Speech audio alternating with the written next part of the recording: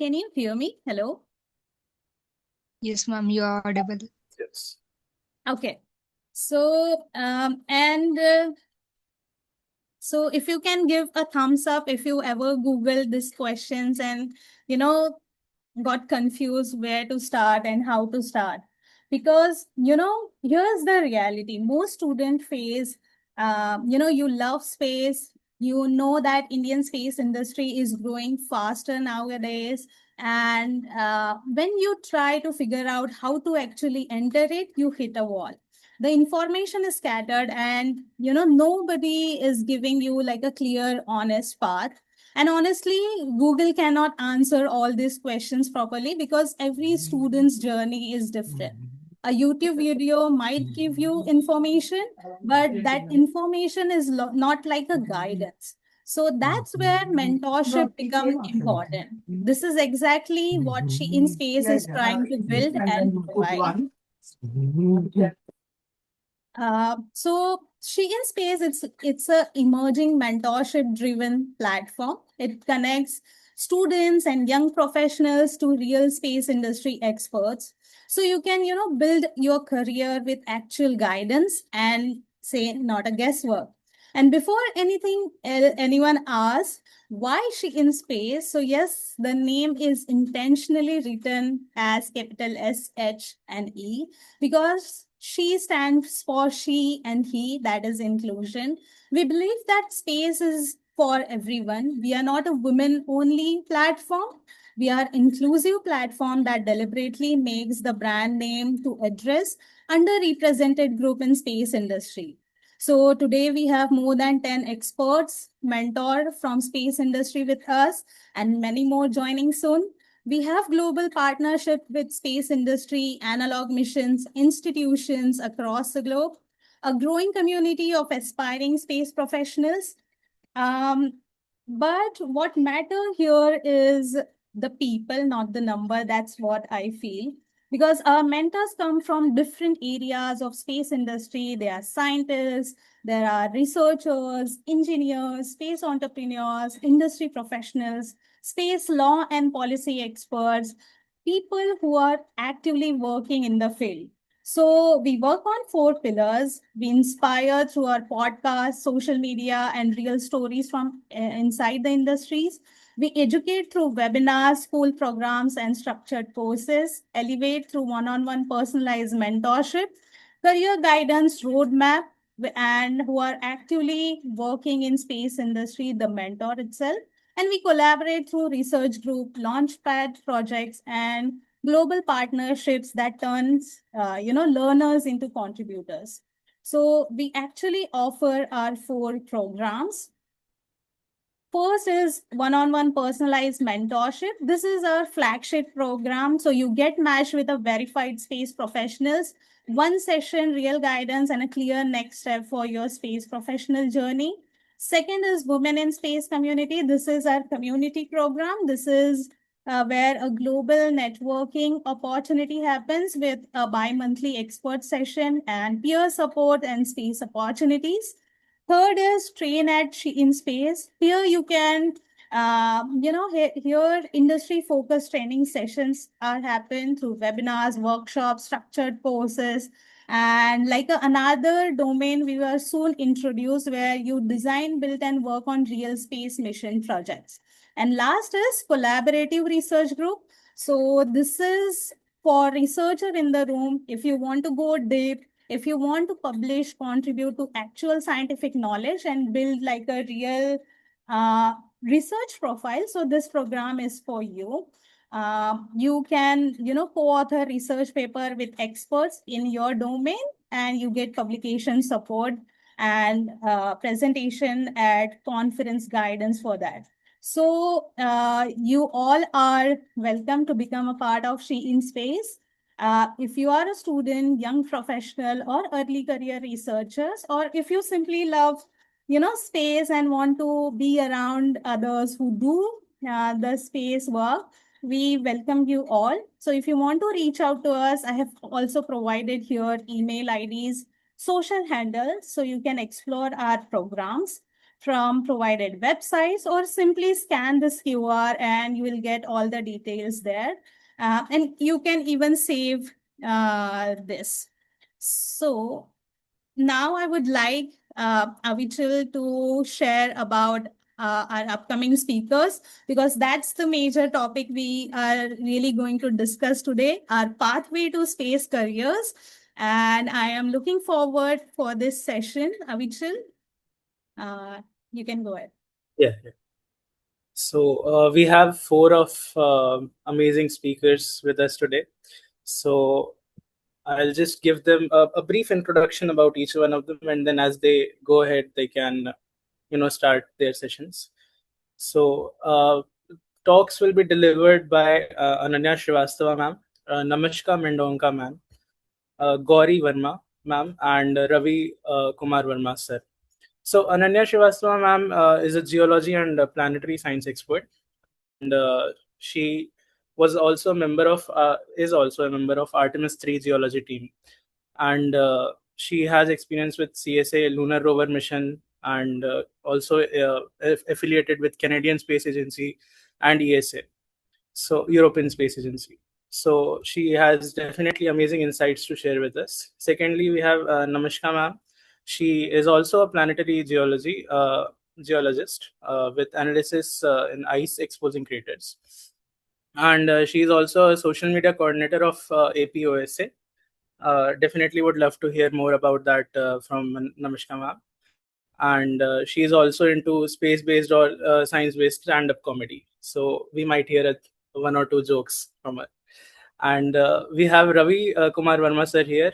He is directly affiliated with Semiconductor Laboratory in Chandigarh of ISRO, India Space Research Organization. And we'll definitely have amazing insights to hear from him and how he got into. I personally met him in India Space Congress and really had insightful conversation with him over the interview of ISRO.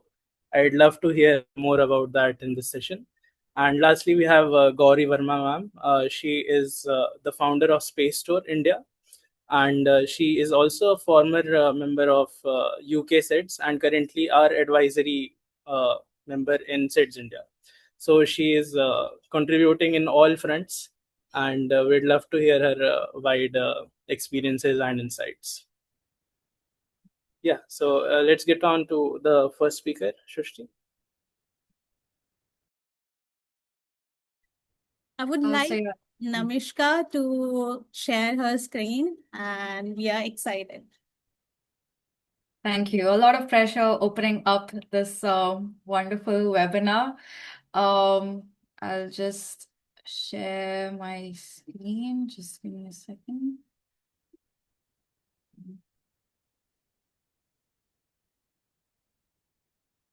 There we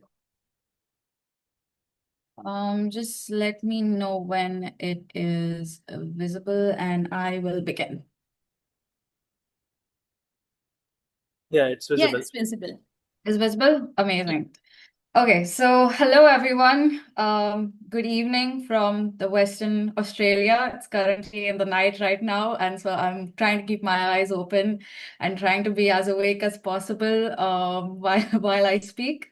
And it's an honor actually to open for these amazing panelists that are here today. The reason why I have named this presentation as launching into the space sector is because I don't know if you've seen a lot of old British drama or Gilmore Girls.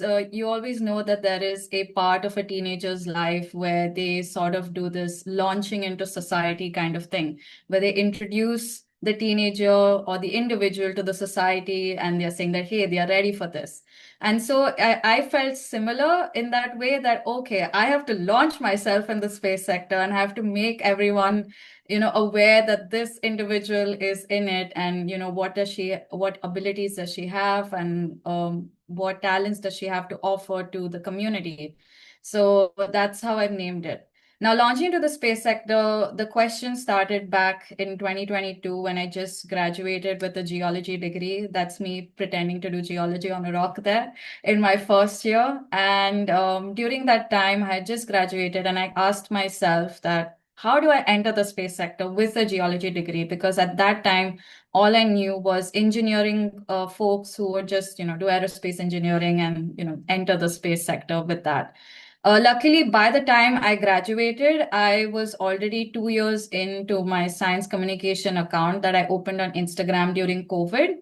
But still, I had zero clue what to do after I graduated. And now, 4 years later, I'm someone who knows more about Mars than rocks altogether. I have ticked off every science communication stuff on my bucket list, including stand-up comedy.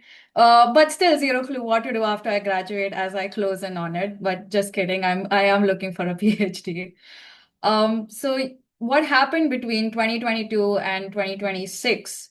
So after I graduated, actually shortly before I graduated, I was already a part of 2 organizations, which you all should be aware of if you want to enter the space sector. They are very amazing organizations. The first is the Space Generation Advisory Council, which is under the UN. And as soon as you turn 18, I would say just go to the website, fill out the membership form. It's free, and you get to be a part of not only this diverse but global community. So everyone from anyone from a nation under the United Nations is there. And there are various project groups from like space law and commercial space to like space exploration project group, which was what I was a part of. And there are these monthly meetings that happen. You can come up with projects and all of that. And the second organization that I was a part of and still am is the APOSA, or Asia Pacific Oceania Space Association. And we are a small group of individuals who are trying to do similar things as She in Space, but more like workshops based on, especially, I'm guessing we've done the last workshop a few years ago, so I don't entirely remember the theme, but we are committed towards increasing our capacity, totally not just of India, but as Asia Pacific in general. And I've been a social media coordinator for a while, especially for this podcast known as Space Smurfs. So if you ever meet someone known as Alina Joseph, she is the podcast person. I call her the podcast queen of this Space Smurfs. So if you type Space Smurfs on YouTube, you will be getting a link to all the previous podcasts. And we have interviewed similarly like space experts from different fields, asking about their journey and their opinions and everything else. So we have been on a haul for quite a while because all of us have been having our hands full, but we're hoping to get our gears started again. So because I was part of SJC and APOSA, I could hear this chatter about this big conference, International Astronautical Congress, and everyone was discussing about it. And I was very curious as to why they were discussing like about this huge congress. And then I came to know this is sort of like the Met Gala of the space industry, where you have this huge conference happening every year in some different country. And that's when I attended and I met professionals from various space backgrounds, got to know a lot of people. And I continued to journey on during a gap year that I took after I graduated in 2023. And during that time, I opened up my first in-person space camp workshop, which I'll talk more about later. Attended more conferences, and later on in 2024, packed my bags, flew to Australia to pursue my master's in planetary sciences, where I'm just wrapping up my thesis on fresh ice exposing craters on Mars. So these are like new craters that have excavated out ice that is buried in just a few meters depth, and that ice is made of water. So it's very essential for future exploration and also understanding the overall climate of Mars. And as you can see, there are some of my pictures of me sharing about my research. And with all these efforts, I had received the opportunity to go to the Philippines to receive an award from the SGAC, the Asia Pacific Space Leaders Award, given all the efforts that I have done so far. And as you can see in this entire timeline, you can see where I actually changed my suit, where I actually got an extra suit to take for conferences. And you can see that I'm wearing one right now. So while I was, going through this gap year, I wasn't just attending conferences. I was deciding my next steps from an education wise. And I was very much interested in planetary science because it, brought the best of both worlds, geology and space exploration, which were, two of my favorite things. But one thing also that I would advise for the rest of the people here is always test the waters and see whether you actually, enjoy something like that, because doing a master's was a big step for me, and doing it outside of India was even a bigger step. And so I had to make sure that I really enjoyed what I was doing. And so I took up these courses. One was organized by the Physical Research Laboratory in India, and another UN organization on a short online planetary science course. I was trying to get the YouTube videos of this course, but I was unable to retrieve it. But the other one I would suggest, which happens every year, is known as the GMAP Winter School, or the Geology and Planetary Mapping Winter School, which is organized, I think, by the Europeans. And it is an amazing workshop that is held every year. Their resources, even of the past years, are available. And they just give you an introductory look into mapping different planetary surfaces, how to create maps, how to interpret the geological features. And so far, I enjoyed that process, and that's, what I want to continue to do in my scientific research. Other than that, I also try to write be a co-author for a conference paper, for an IC paper that I didn't get to attend, but I was contributing through it through the SGAC, where I was suggesting landing sites. So I was always wanted to be a mission scientist, and this conference paper gave me the chance to work with an interdisciplinary team where I could step in the shoes of a space scientist, look at the geology, how much ever I knew about Mars, and then suggest these suitable sites for geothermal energy plants. And overall, that was a very fun, like I enjoyed it. It was a fun process for me. And that's how I was able to determine, and that's what I would advise you all to do the same, to test the waters and participate in these different sorts of workshops or conference papers if possible, to see if you actually enjoy what you do before you take these next steps in terms of education. So because this webinar is about pathways, so this is just like a crunched way of the pathways and advice that I can give to y'all. And the first one is attend conferences. That was one big game changer for me, because as soon as I attended conferences, one thing you need to know is that the space industry, although it's diverse, it's global, it's large, it's very interconnected. Actually, it's quite small compared to the other industries in the in the world. Like someone said that you can actually fit, like especially for the IC, you can just fit the entire space industry on a cruise ship. Like that's how small it would be. So it's not just about what you know in terms of your knowledge, but it's also about who you know. And these conferences sort of give you an opportunity to connect.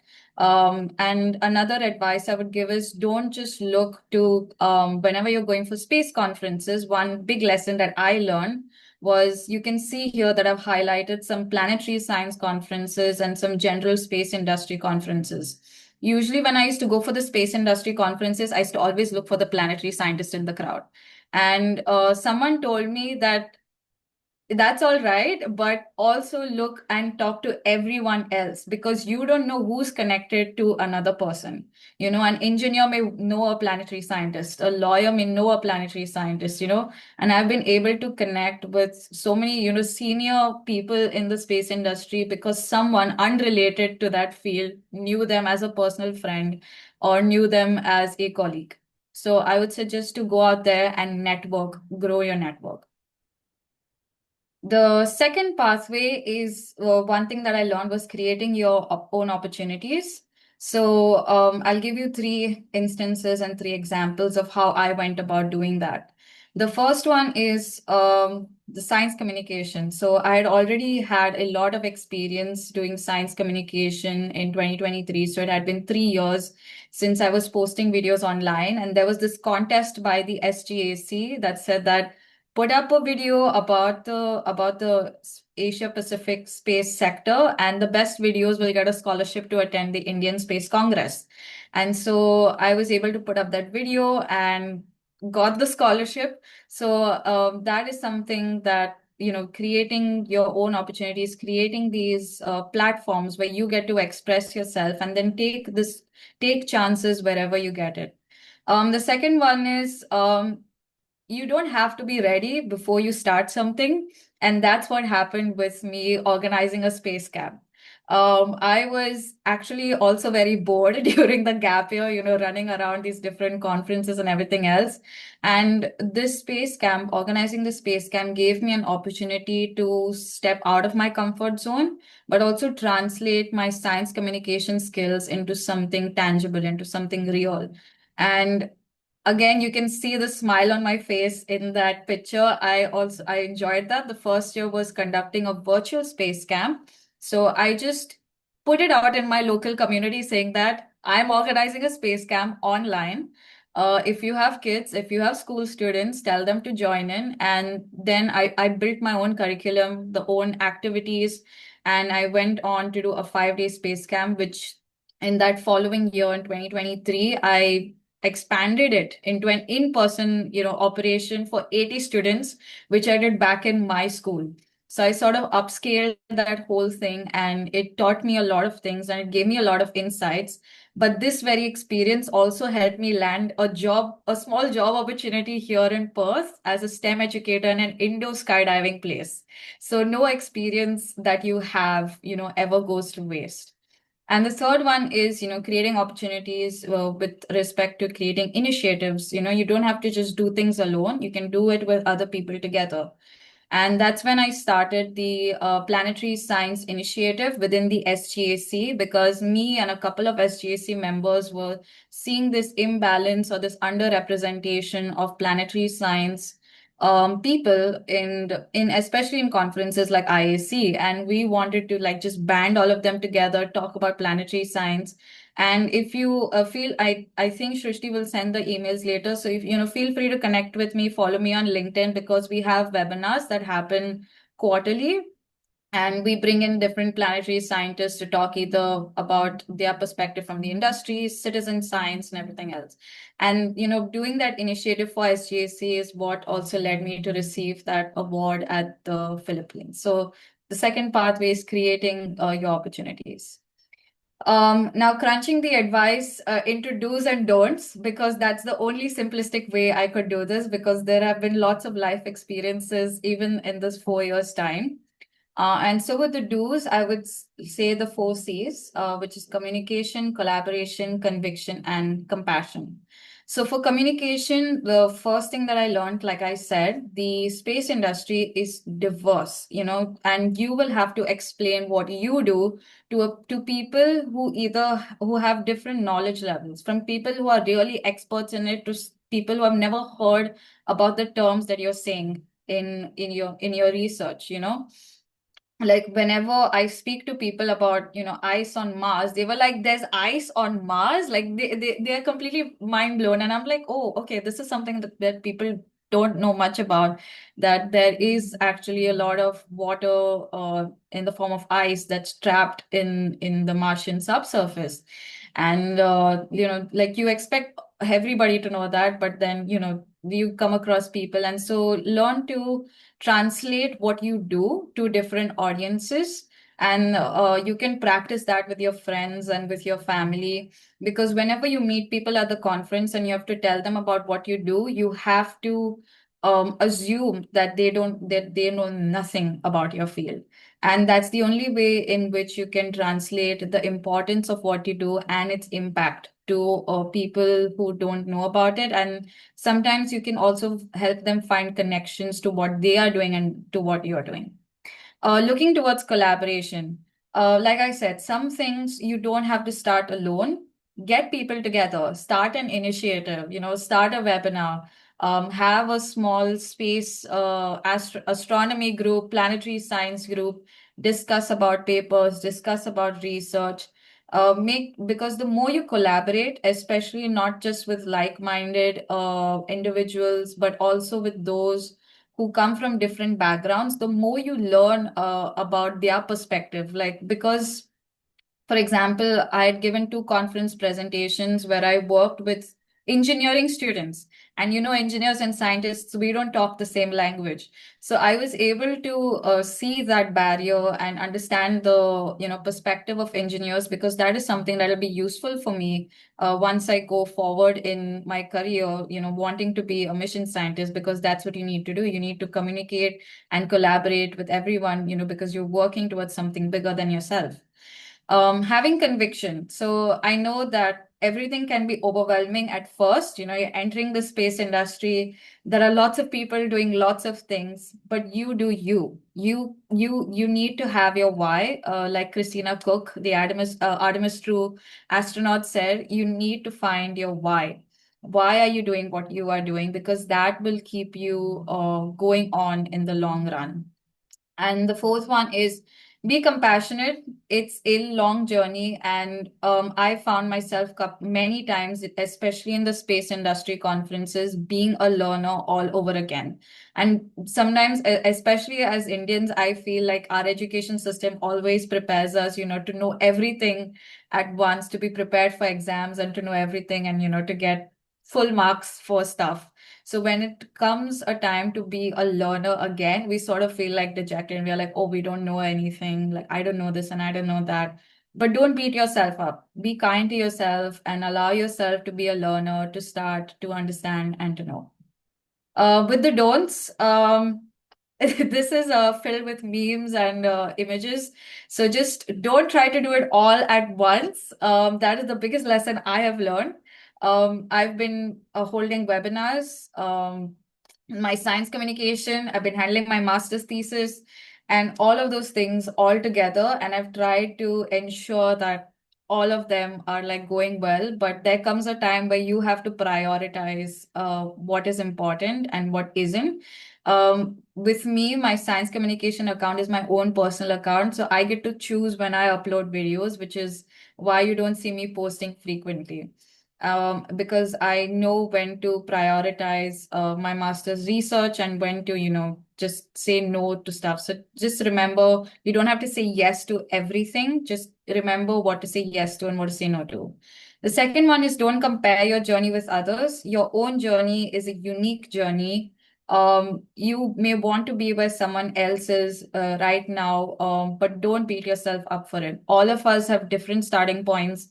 All of us have different perspectives, different educational backgrounds, different experiences. So you build your skills. And when you are up there, make sure that you pull people up from there as well, like how we're doing with the mentorship and everything, like how She and Space is doing it.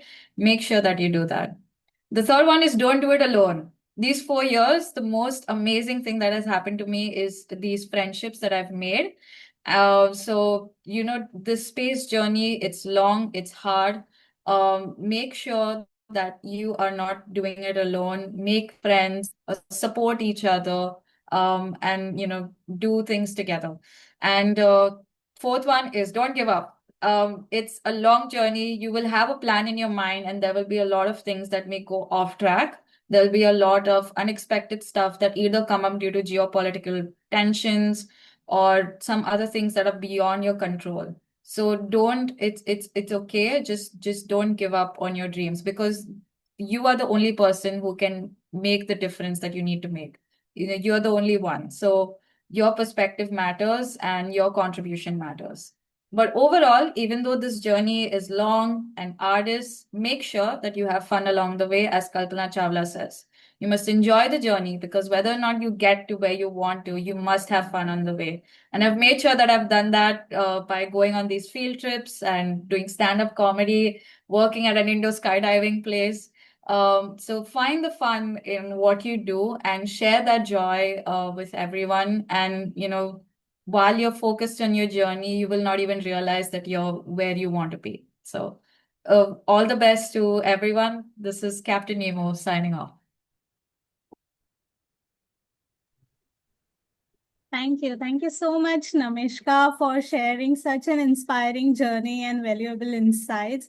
I think the key message for all of us here is that The opportunities are created through learning, networking, and say taking initiatives. And the four C's that you share, they are the lessons we can all carry forward in our careers. So thank you so much. And a quick reminder to everyone, we will be having a dedicated Q&A session after after all the speakers. So please keep your questions ready for that. And I would like to invite our next speaker, Ananya Srivastava, to take the stage. So over to you, Ananya. Thank you so much, Srishti. And it was a great talk, Namishka. Like some of the points that you mentioned totally resonate with me. So yeah, I'll go ahead and share my screen now. Can someone just confirm if my screen is visible? It's Yes, visible. it's Okay, cool. Thank you so much. So, hi everyone. My name is Ananya Srivastava. Most people on the internet know me as Where is Ananya, which is my social media handle. Uh, the title of my talk is Exploring Other Worlds, a journey in planetary science and space exploration. Now, before I started, I do want to say that it's my journey. It doesn't have to be exactly the same path that you follow. Every individual is different, and the journeys that you have can also be different. It's just that you can take some guidance or maybe get a general idea from other people's journey, but you have to walk the walk. So, yeah. I'll skip the introduction part because that was already done uh, by the hosts. But just do want to mention that, so like I said, I'm a PhD candidate. I work in planetary geology, impact cratering, landing site assessments, mostly for Moon and Mars. Also contributing to some active missions from NASA and European Space Agency. Aside from my research, I love to do outreach. So I work as an outreach lead for NextGen, which is the next generation of lunar scientists and engineers. It's a community online. I'm a Mars Society ambassador and also obviously Sheen Space Global Space Mentor. Beyond academia, I love creating content about planetary sciences, my life as a researcher living abroad, and have a community of over 30K people. So coming to the main point that I want to discuss in this presentation, how my journey unfolded over time. So when I was a kid, I think most people have this very same thing that when you were a kid and you looked up to the space, saw the stars and the moon, you were so much fascinated by it. And I don't remember how young I was at that point, but there was this NGO which organized a telescope event at one of the park near my home. And that was the first time when I looked through a telescope and I saw Saturn. And it just blew my mind. Like, oh my God, that's actually another planet. And I was probably a teenager at that point.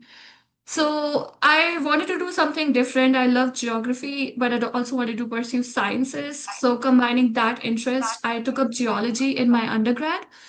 Started with a BSc honors in geology. I learned about rocks and how they form on Earth.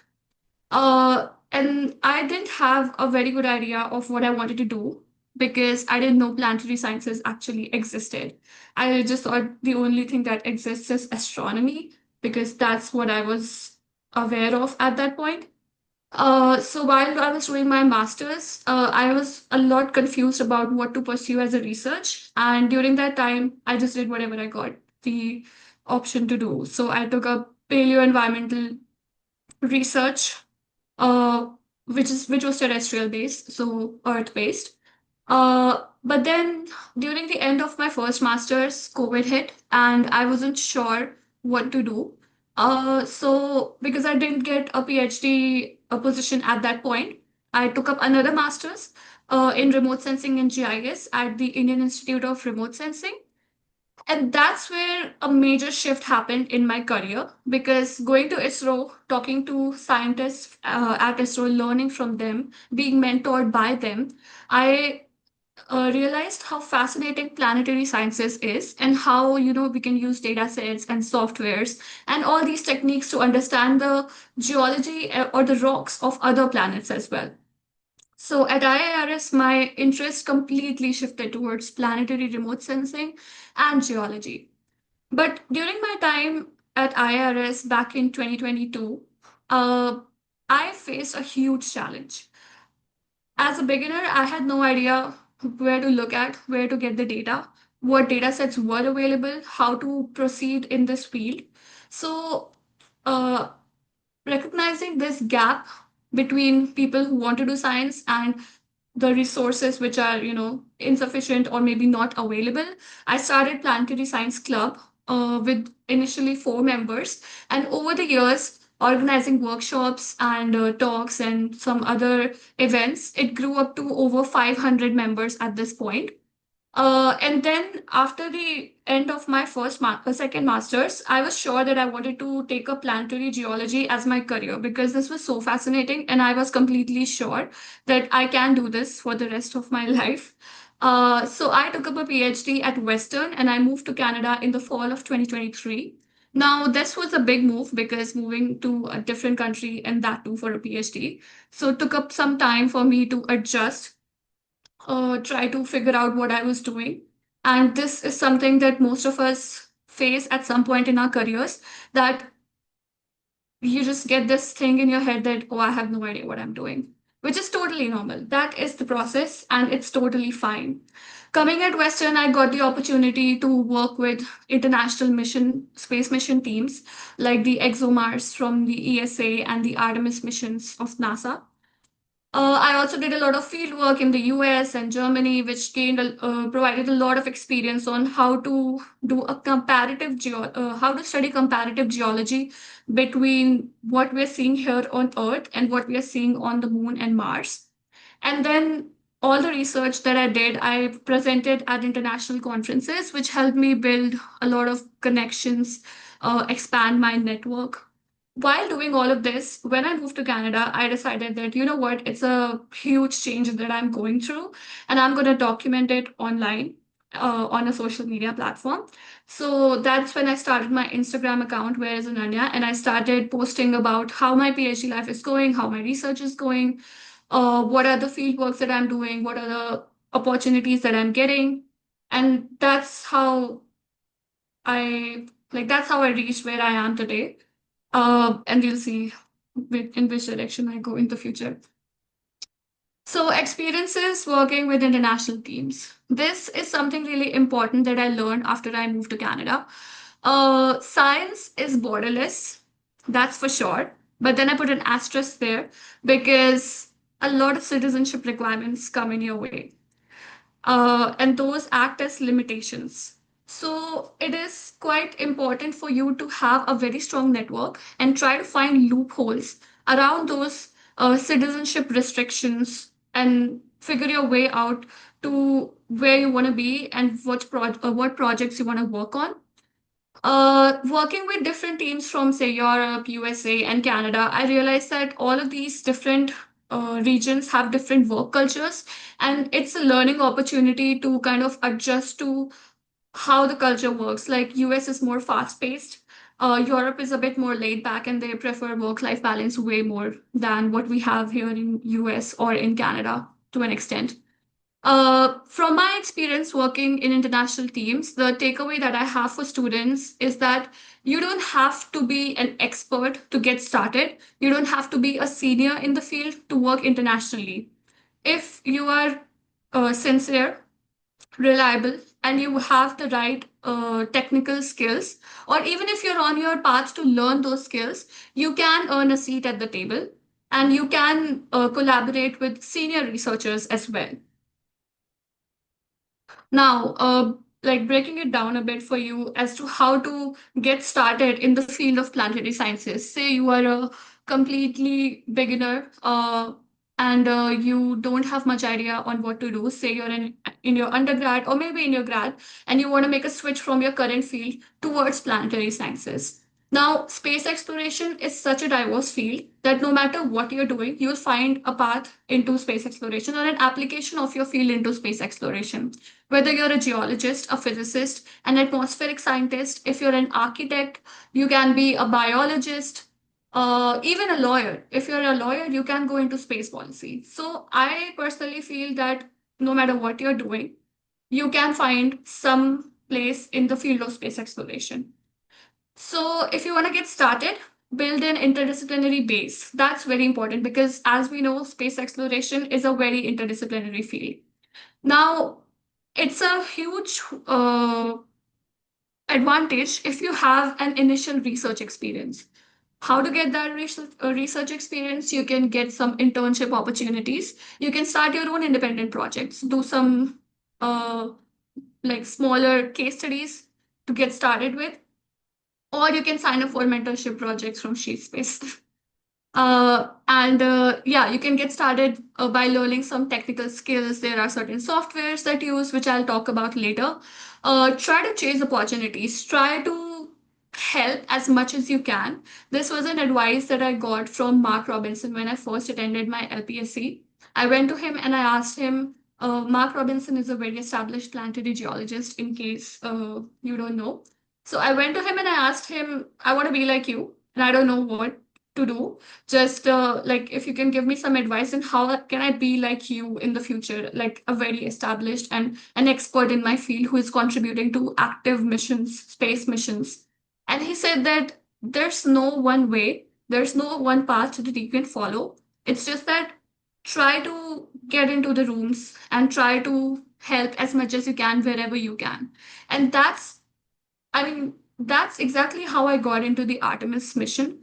I had a very simple idea. I pitched it to my professor, and he then pitched it to the Artemis uh, missions PI, and that's how I became an affiliate member of the Artemis geology team.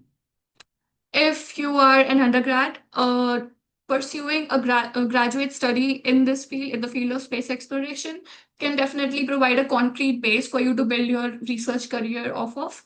But most importantly, networking is so important that I'm gonna come back to it in the later slides. But it's the most important thing that can actually elevate your career and accelerate your career trajectory. Now, because this was more like a mentorship or talking about opportunities seminar, I wanted to talk some certain skills that every aspiring planetary scientist needs to have. And this is what I have learned throughout my career and realized that, oh, this is something that's important and I should be, trying to build more of.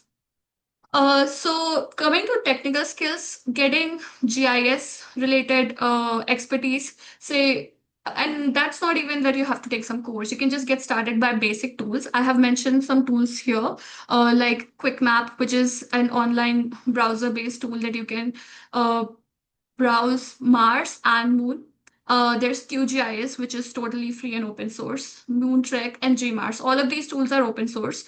And they also have very good tutorials. So if you can just either go to their website or you can download them and try to go through the tutorials to kind of understand, oh, how is this working? I think that's definitely going to be an asset to you having a good skill set and then starting a project using that. Okay, now coming to data analysis and coding. Throughout my career, I've realized that if you know coding, your life is going to be much more easier.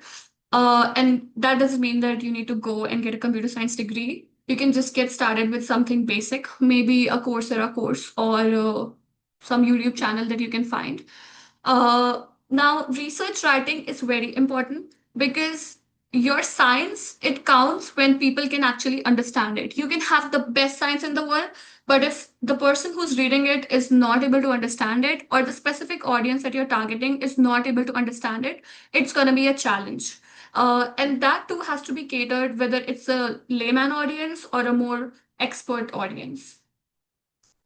Fieldwork and geological fundamentals are one thing if you want to pursue planetary geology. And then there are some skills that no one teaches you. You probably can't find them in a book, like collaboration across disciplines, how to collaborate, how to be flexible enough to understand the different cultures and being easy to work with across international teams or different work cultures that are there across the world.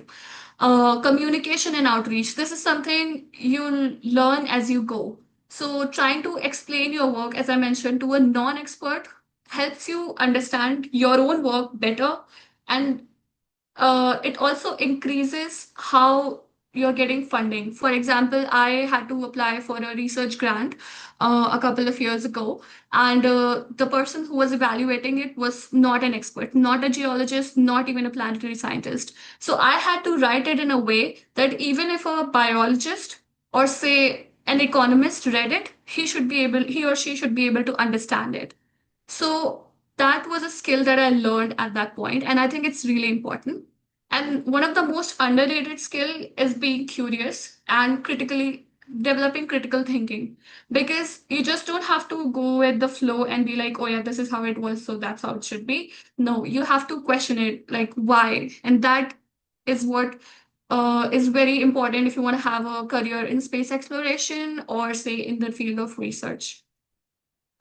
Now, I have some information for you guys as to how to engage with the field of space exploration or planetary sciences. So, I did note some of the major journals which focus the research in planetary sciences, astronomy. So, ICARIS is Nature Astronomy, JGR Planets, Geology, and EPSL, which is Earth and Planetary Science Letters. These are more focused towards geology sometimes. Astrobiology is more into, the convergence of space and then biology. Acta Astronautica is a bit more engineering side, and they talk more about these data sets, I think. And Meteoritics and Planetary Science Journal is more sample science based. There are a lot of societies and communities that you can join and be a part of, which will again provide you a lot more opportunities if they have organized some webinars, or maybe perhaps also they give out some grants for travel, whether it's a conference travel or a workshop related travel. So you can become part of the Mars Society. Geological Society of America has a lot of international uh, travel grants. So it doesn't matter what citizenship you have, you can apply for GSA travel grants. Geological Society of India organizes some talks. I haven't joined many in the recent past, but I'm sure they still do. Then again, become a part of She in Space. A lot of talks, workshops, and mentorships going to be coming up as I talked to Shrishti last week, I think.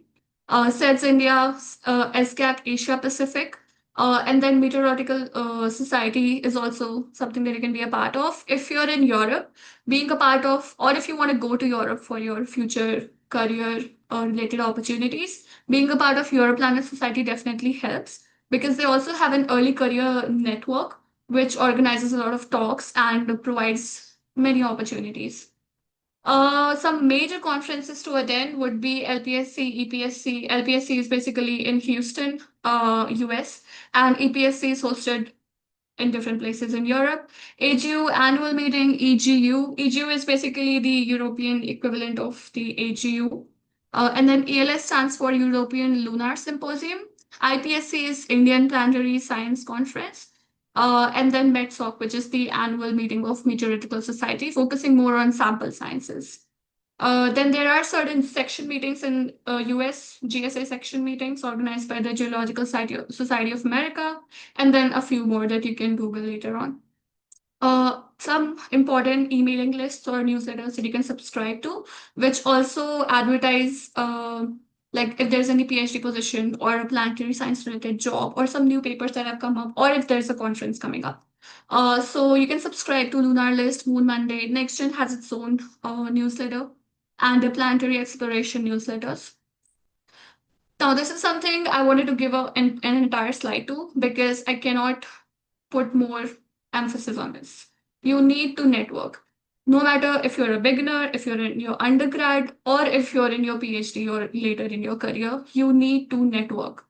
Conferences are the best way, but then I totally understand that financial constraints sometimes inhibit you from going to a conference.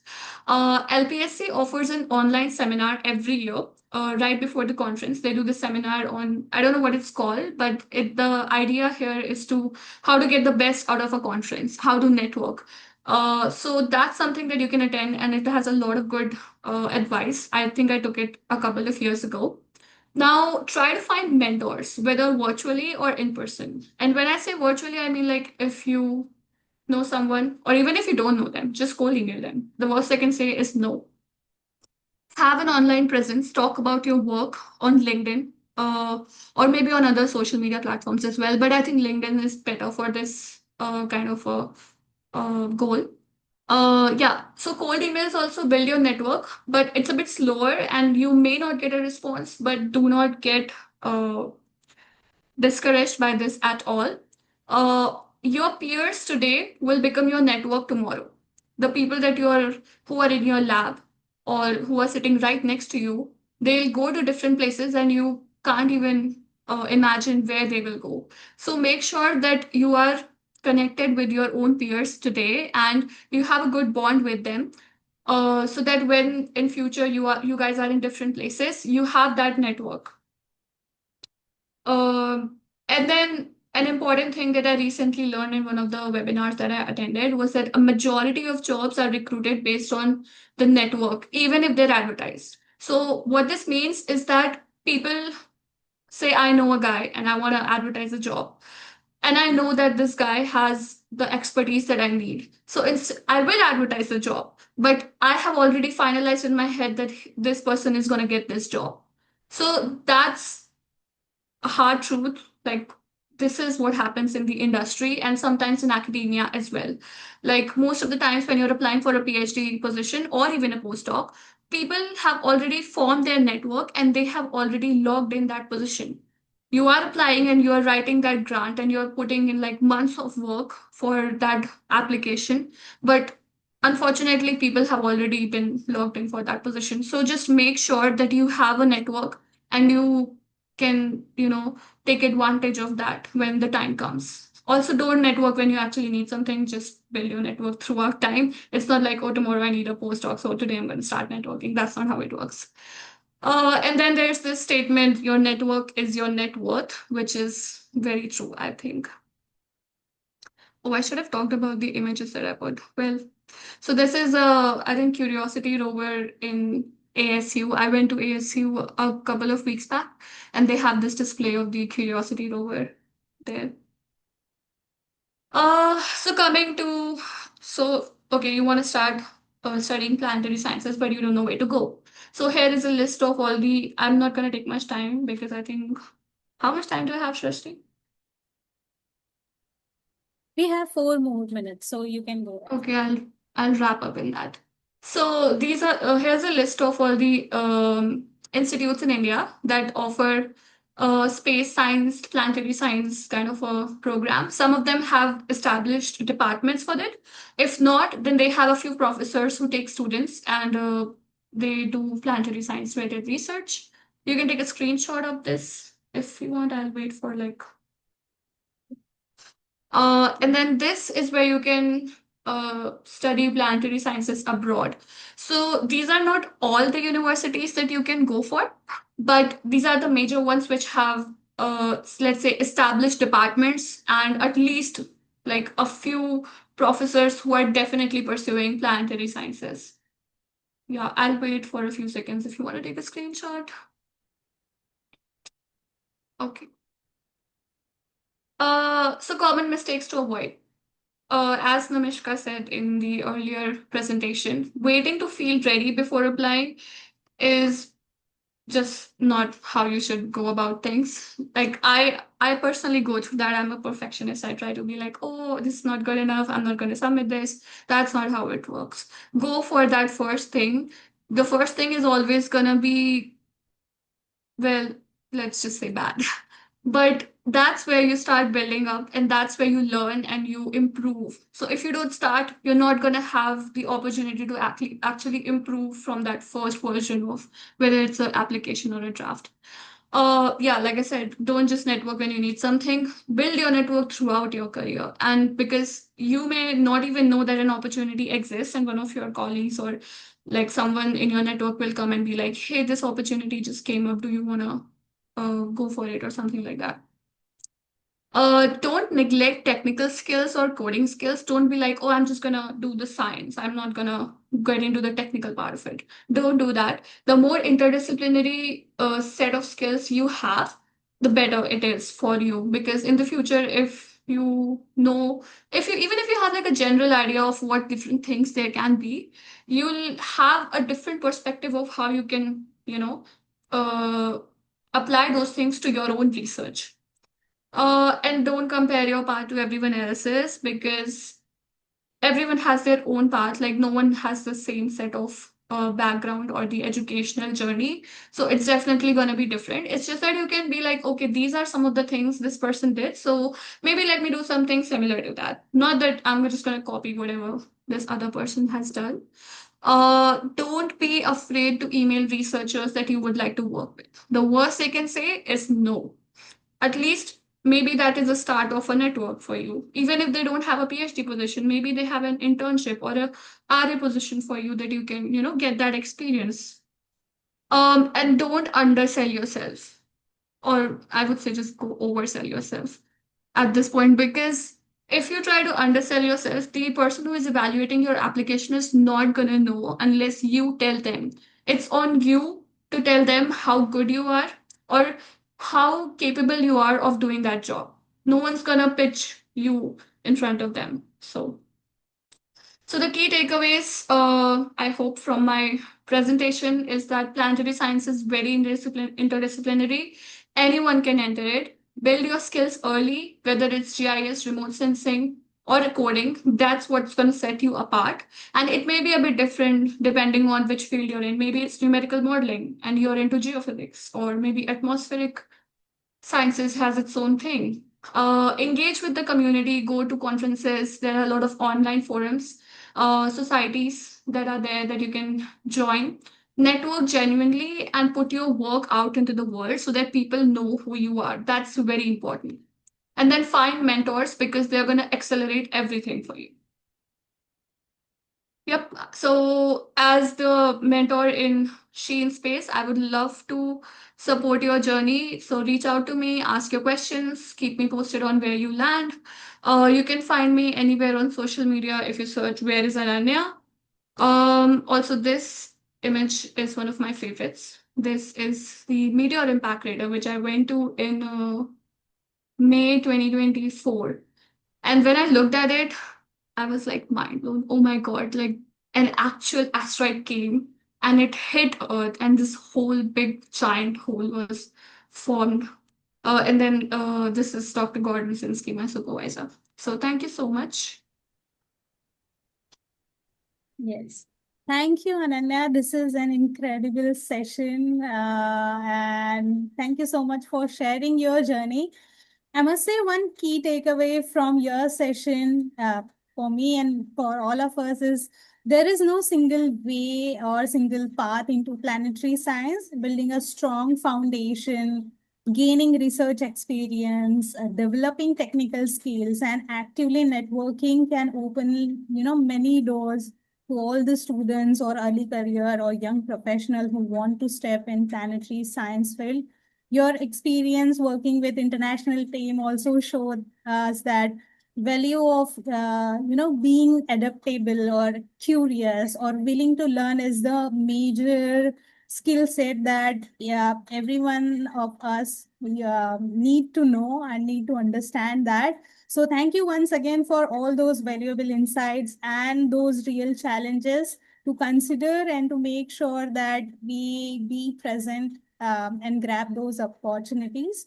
So now I would like to invite our next speaker, Ravi Kumar sir, to take stage. So over to you. Hi everyone, I'm Ravi from Semiconductor Laboratory. It's in Chandigarh. It's an ISRO's lab for all the microprocessors. So I will not take your time, just start with my presentation.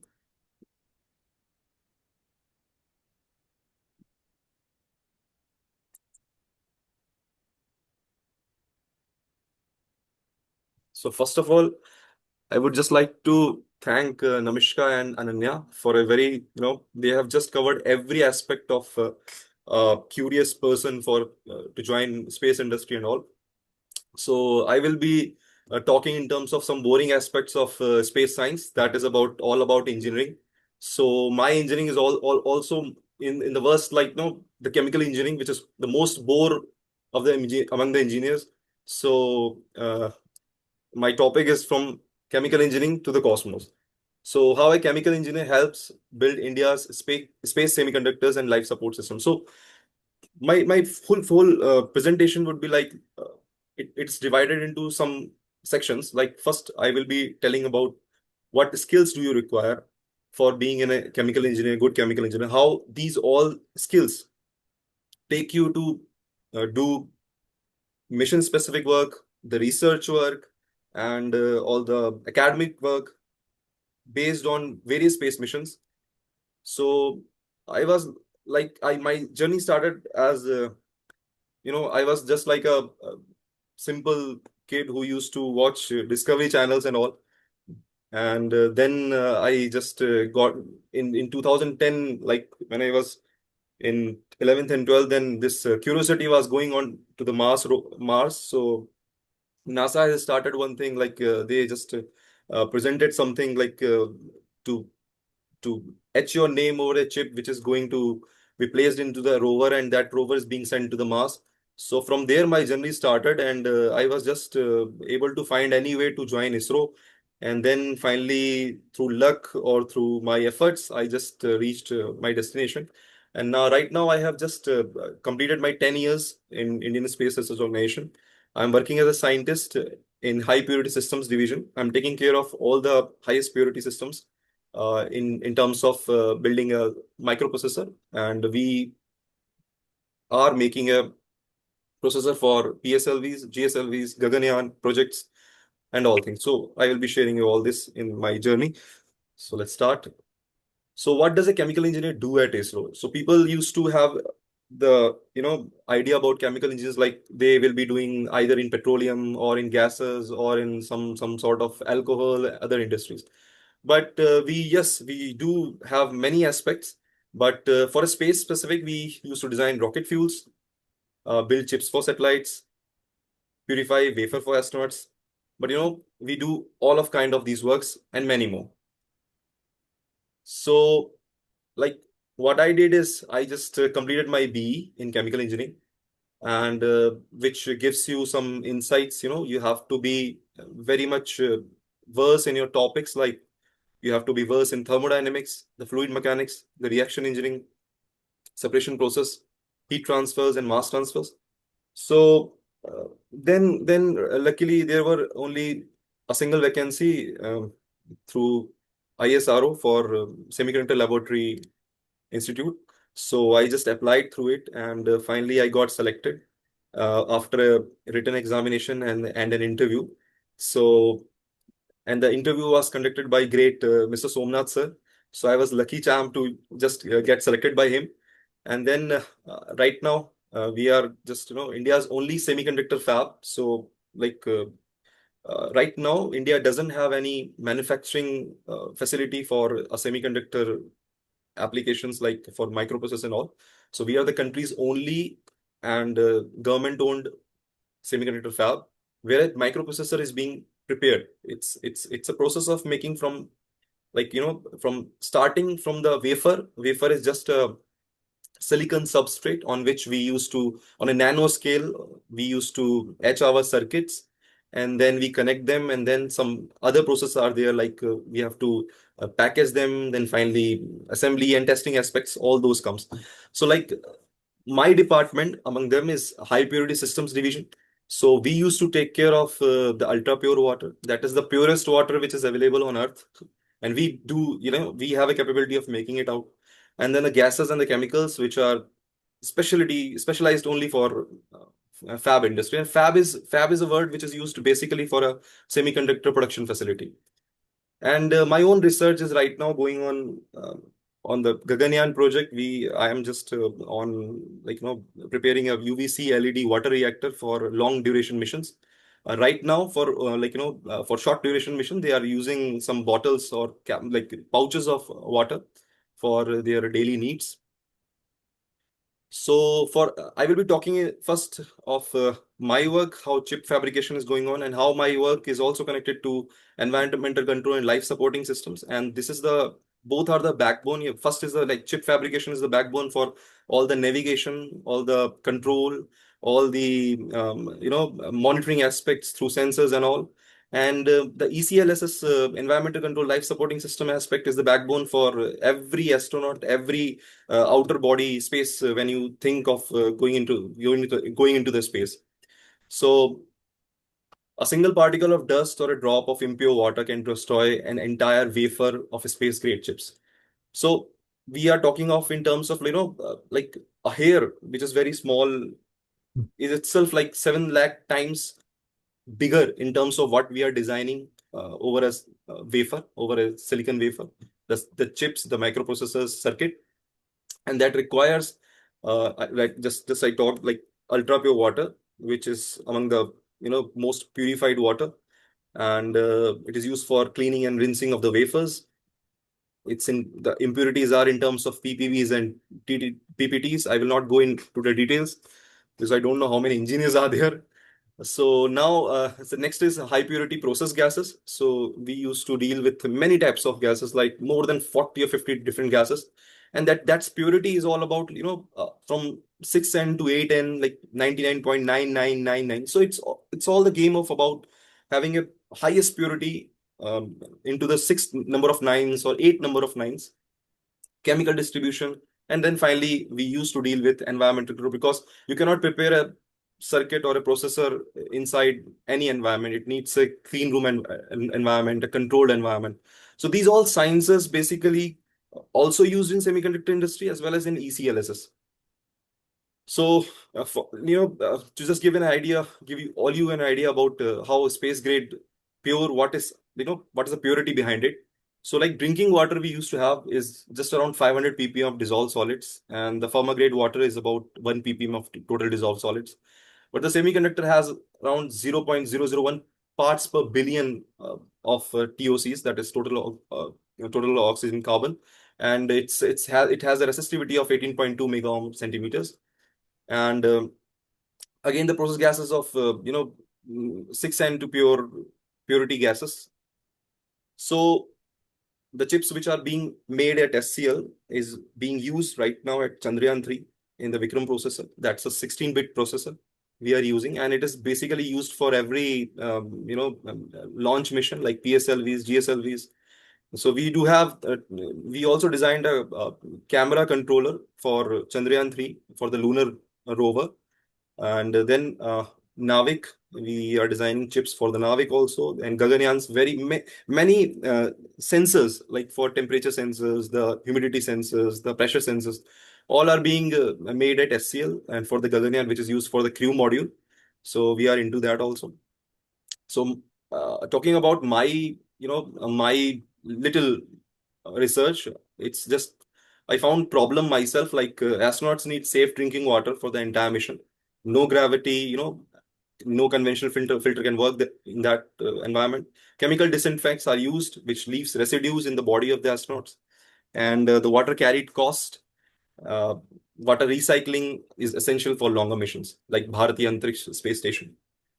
And so my research goes on to provide safe drinking water for the long duration missions. And right now we used to have in the International Space Station, we have two parts, like the Russian parts and the American side, and they both use a chemical resin thing to just purify water from urine and all, so that the biocide should not go back, so that the biofilms should not carry backwards into the systems.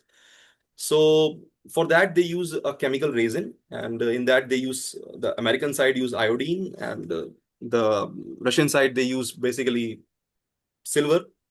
But both have different effects over our body, so it's not permissible. And after coming to Earth, they used to have many medicines to remove excess iodine, which has accumulated into the bodies of the astronauts. So finding out a solution, and I just luckily, because I was working into the semiconductor facilities and they are using UVC LEDs of this nanometer ranges, so I got an idea that this can be used into preparing a reactor. So it's a UV reactor which I just designed. So I just got 4-log pathogen reductions, and it uses a less than 2 watts. Can be used in microgravity compatibility because it requires no filter, and it is also linked to, it can be linked to long missions of Gaganyaan as well. So what the aspects, what the skills were applied is like hydraulic design, the photon transfer, the space constraints. So the skills which require, like, in terms of talking of an engineering aspect, for me, it's like there is no specific path for being a space enthusiast or a specialist or space engineer. For me, it's like every path, whatever you are doing, even if you are doing mechanical engineering, even if you're doing physics, BSc, if you are doing chemical engineering, if you're doing civil engineering, all aspects to just work, leads to space. Every aspect, every engineering, every science aspect leads to space. There is no specific path for to join space industry. For example, like civil engineering, which is just it's a different aspect of engineering. So how it's used for space industry. So it is because they are the people in country right now who are building various facilities to just having a testing facilities for the astronauts, for making the crew modules, testing facilities, and for the centrifuge facilities. They are the builders which are building in the country for the first time. And for other engineers, so we require skills like CFDs, the photon transport modeling. We require thermal managements, and all other aspects of mass transfers, heat transfer, like that. So what is ECLSS? So actually ECLSS is Environmental Control Life Support System, which keeps all the Vyomnauts and the astronauts alive at 400 kilometers. So it requires air revitalization, thermal control, water supply, waste management, fire and safety, crew protection. And these all requires some processes, either chemical, mechanical, electrical, electromechanical. So every aspect of engineering culminates here. So for me, it's like same science and two missions, like chip fabrication, which also uses ultra pure water, high purity nitrogen, integrating all the filters, particles. Same is with life support systems. We are using high purity oxygen, filtered air, cabin crew temperatures, and all these things. So I used to work in high purity division. So my division's expertise applies, directly to both the things. And I am lucky to, work in this particular domain. And this connection is nobody's going to tell you that what connections you can have, but out of your curiosity only you can just find out which thing of your engineering domain can benefit for the space missions, or can just give a solution for a problem. So this, as I talked with, what skills they require, like for air revitalization, you require adsorption isotherms, reaction kinetics, carbon bed designs, and mass transfer. For heat control, you require heat exchanger designs, two-phase flows, cooling loop sizing, psychrometrics, membrane separations. For water management, UV photoreactor designs, microgravity, fluid handling. These are all the skills which, as a chemical engineer, you must focus while studying. And yeah, so this is the whole, for ECLSS, if I'm talking, then it's like whole, chemical engineers used to talk in terms of reactors. So for environmental control life support system, the human being is itself a reactor, what the intakes it has and what the output gives.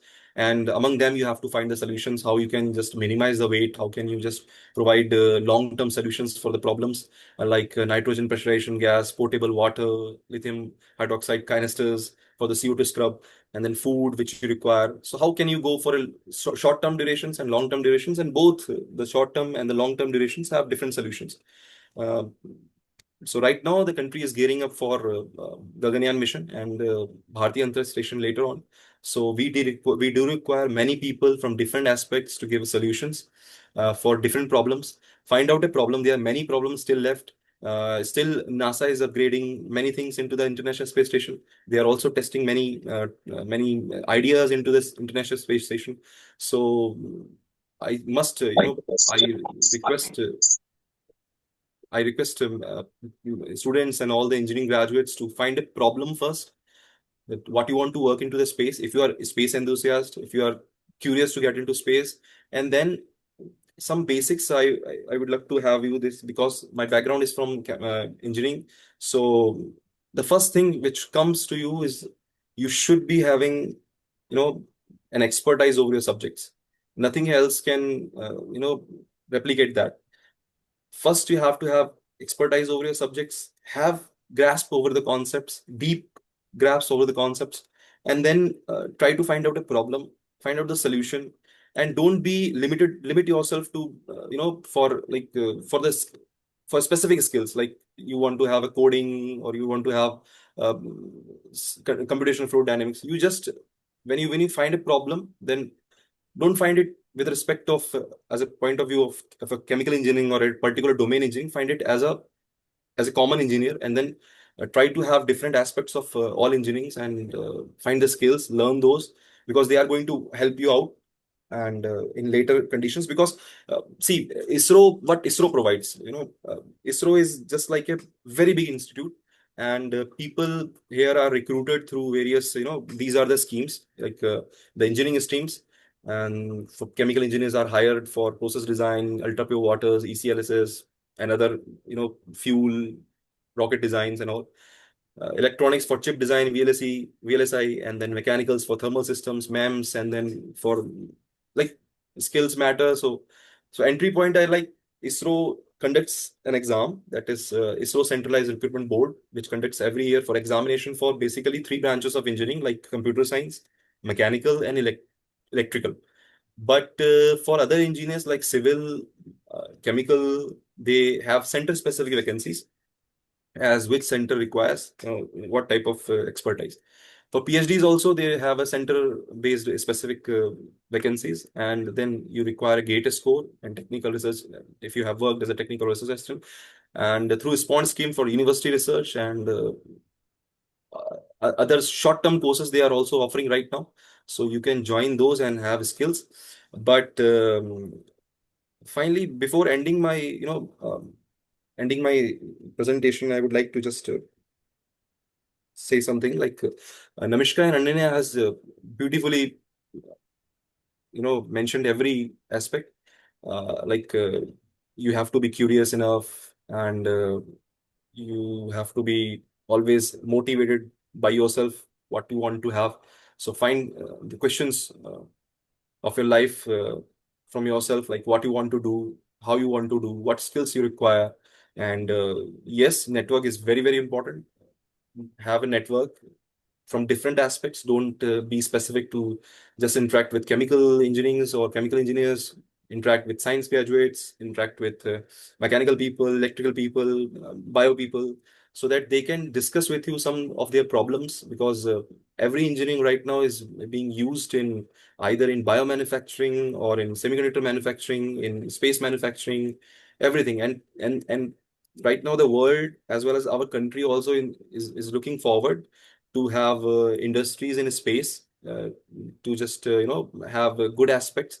So right now I would like to mention one example. Like one company is there, Space Forge, and they have just recently into 2025 flew up their first miniaturized version of a furnace, which is used for semiconductor industries for the crystal growth over a wafer substrate. So they have successfully flown it, and they they got the best results. So why not India can do it? Why not the people from our country can do it? Because everything is, everything which is required is here itself. What is not required is just people, are always fascinated by space. But yes, be fascinated, be motivated by it. But you should know that the basics, subject basics, and the skills, they only will help you. Before networking, before coming to the market, before getting motivated, you should be motivated by your engineering itself.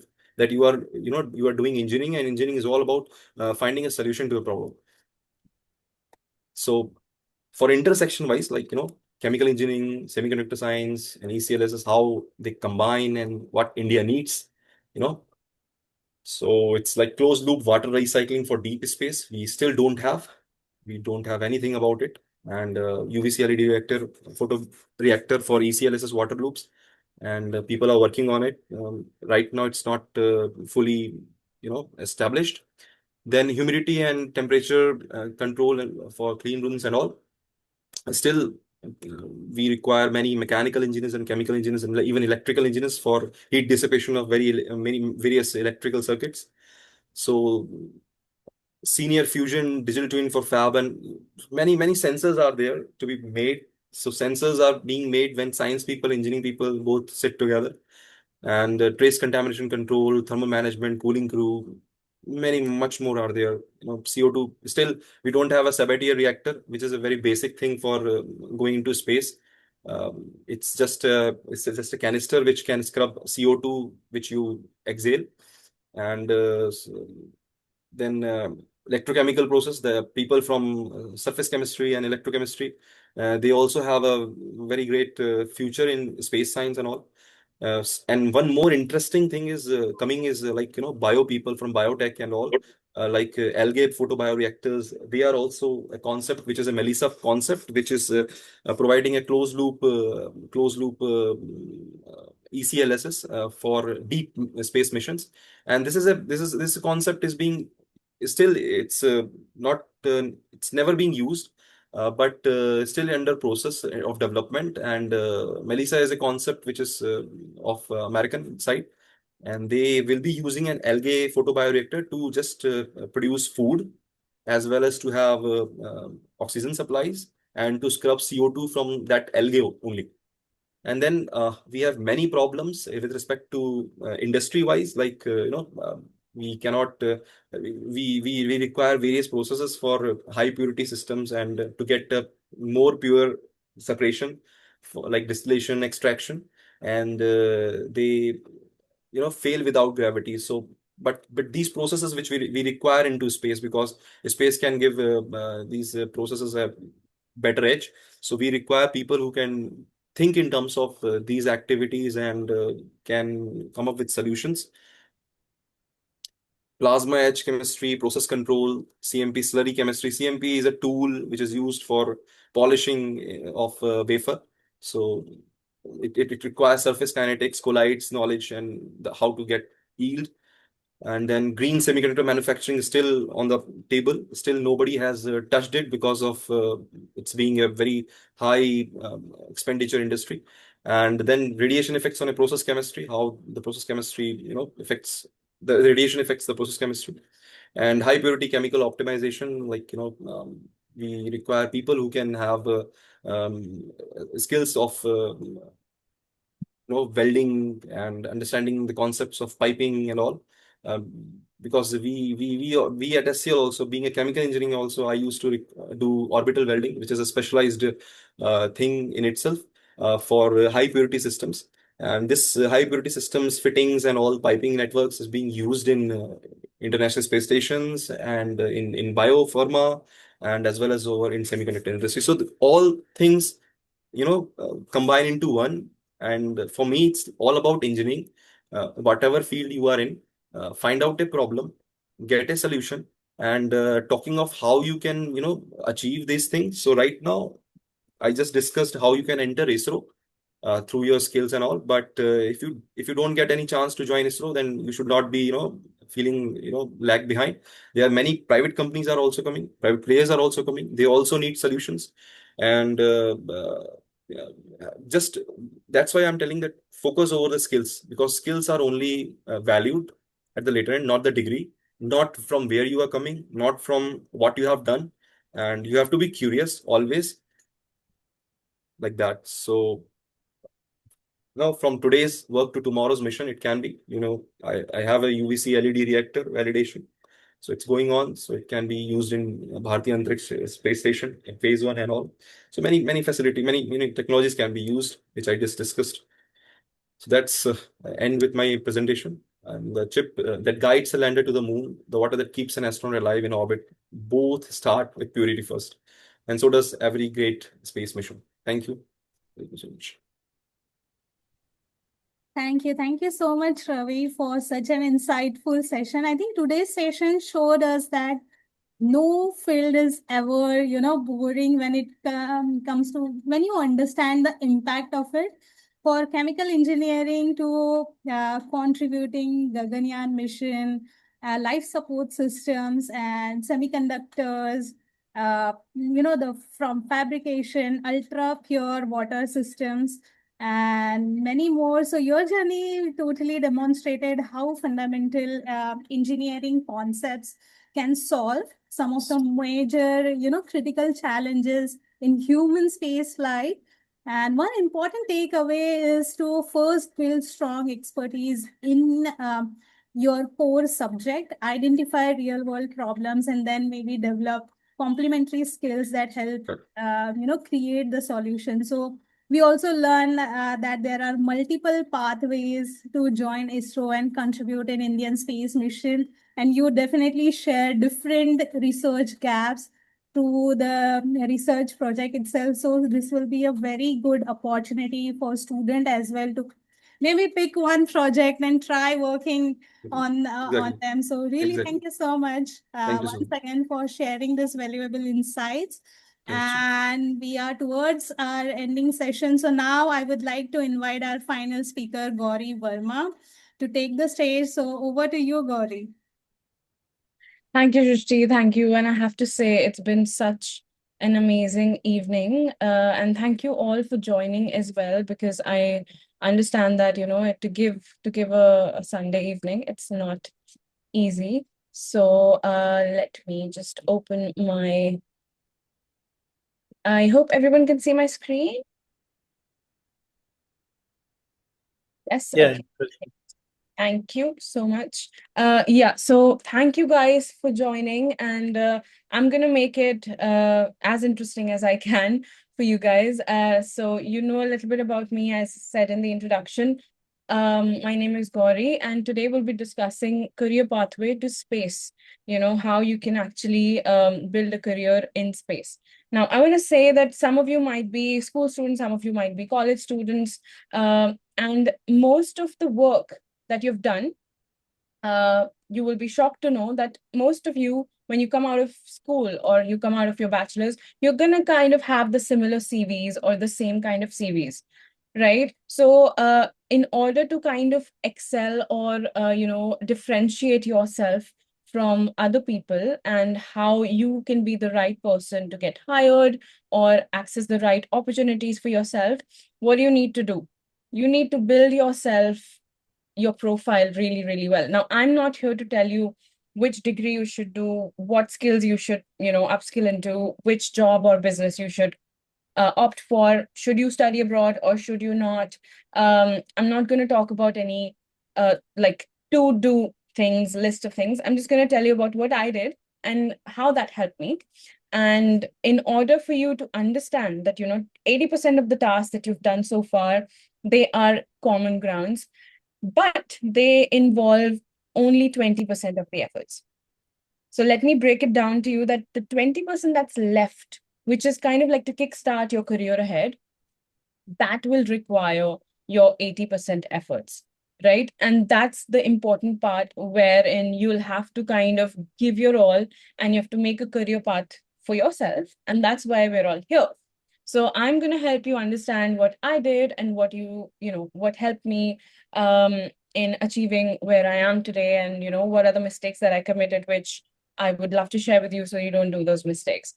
So this is a little bit about me. I'm the founder of Space Tour India, which is basically a collaboration between Space Tour UK.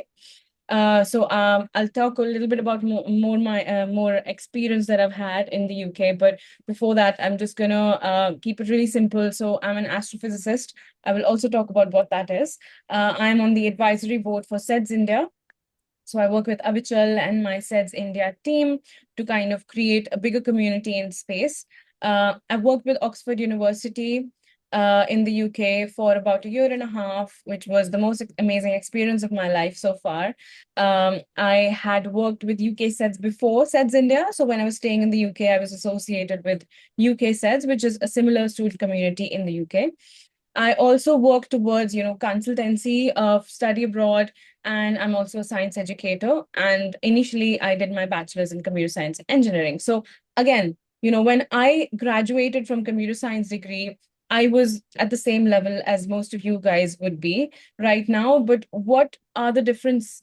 What are the decisions that I took, or what are the opportunities that came in front of me, and I got hold of those opportunities? That defines where your career path is going to take you forward.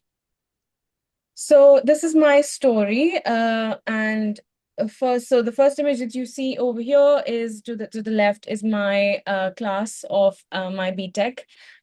This was a freshers, party, and we were all there. So it's a very nice class. I made a lot of friends. Then for my master's, I moved to Cardiff University, where I did my master's in astrophysics, and I graduated there. And then I found a really, really cool job in Oxford University where I applied. And please don't think that, okay, I applied for one job and I got it. No, I applied to hundreds of jobs.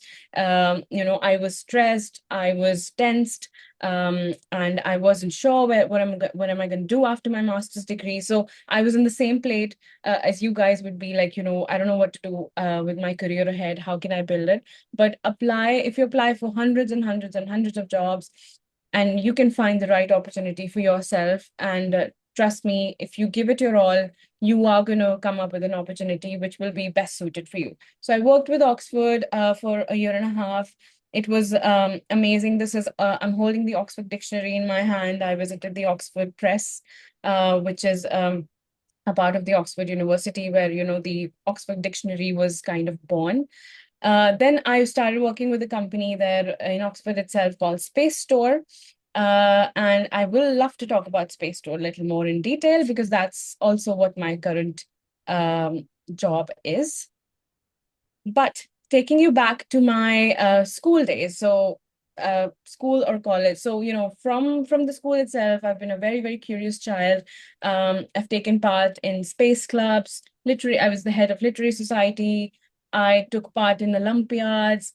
I did as many online courses as I could related to space, on Coursera or edX, or any other platforms that you can find which are free, or even paid courses if they're not very heavily priced.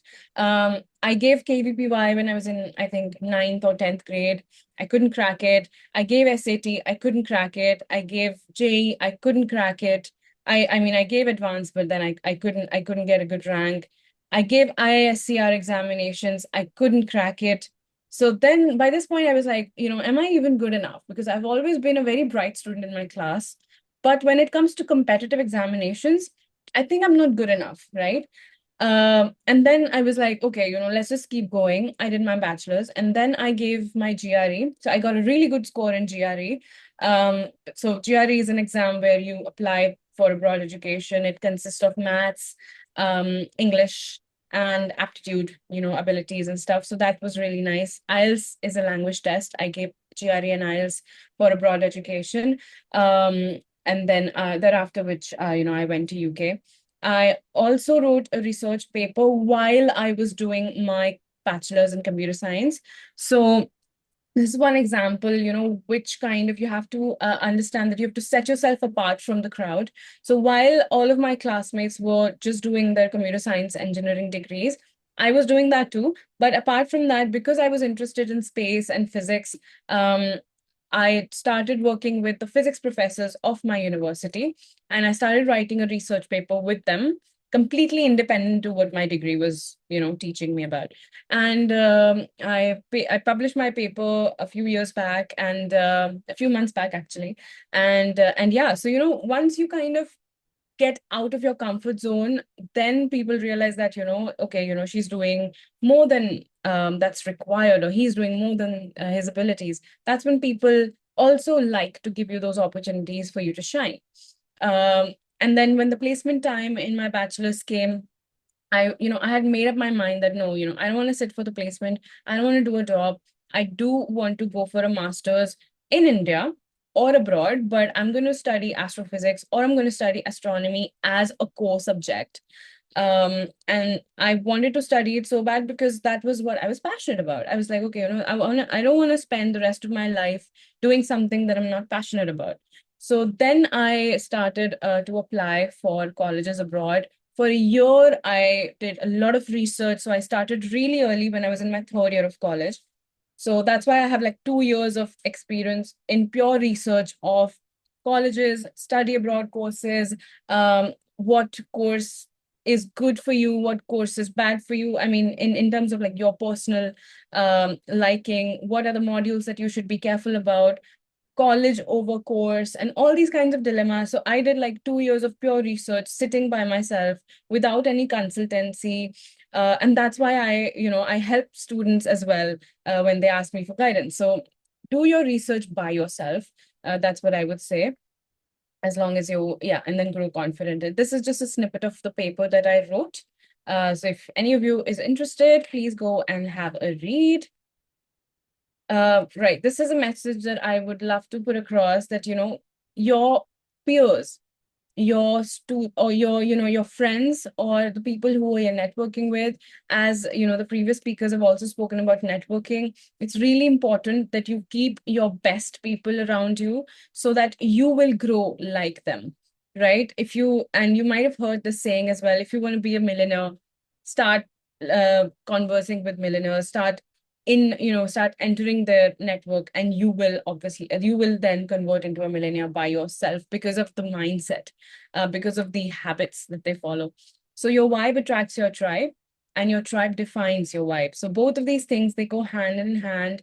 The more you kind of want to grow as a person, the more you will get connected with such people. And I would love to say that Shrishti, Avichal, and all of my SEDS India family, and Sheen Space, these are like solid examples of people that I've got in my circle now.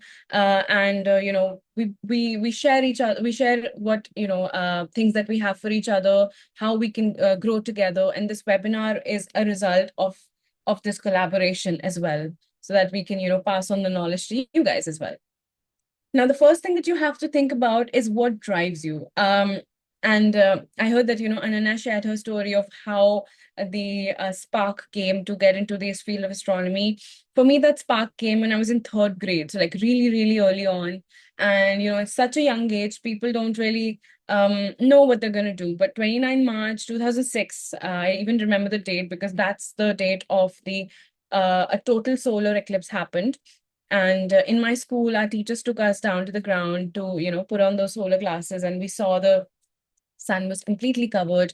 And I was like, this is amazing. What kind of natural phenomena is this? And I was totally, totally mind blown. So, and then I wanted to, that kind of grew questions in my mind, like, okay, how does this happen? Where is the sun gone? And if the sun goes away, what's going to happen to the earth? And then there was a trail of questions. And I used to bombard my parents with questions. I'm glad they didn't put me in an orphanage. But yeah, I was like a very, very crazy child. So ask questions and then see what kind of opportunities there are in alignment of your interest. So when that happened, then I started, I joined my astronomy club of my school. This is an image of the moon that like I saw for the first time through the telescope, and I asked my teacher to provide me an image as well. I joined the Nehru Planetarium Society. I made a lot of friends there. Again, like-minded community. I made a lot of friends there. We had webinars, we had seminars, sky gazing sessions. This is a child, in my school, there was an activity that we did, which was comet making.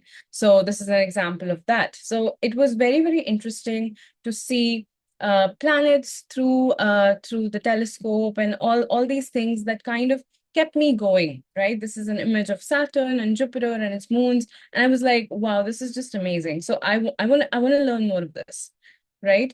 Now, coming back to what is astrophysics, you might or might not know about this, but it's not about your horoscope.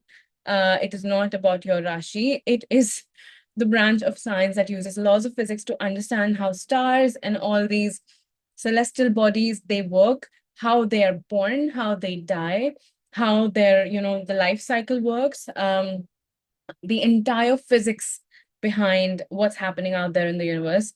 And there's a lot of maths involved in this, obviously, because maths is the language of physics. That's how we define things. But it's a beautiful subject. And please don't be afraid of the name astrophysics, which initially I was like, it's very hard to say even. How do I tell people what I am? Like astrophysicist, it takes a while to kind of get around the name. But it's a beautiful field, and once you're in it, you just don't want to step out of it. So here I'd like to share what my module or my programs look like in Cardiff University. I'd just like to share what like if you opt for an international program, again, there are loads of different types of international programs and modules, but this is what mine looked like. So I would love to kind of show you so that you get like a realistic view on it.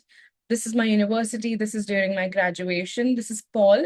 He was my, my mentor or my program coordinator.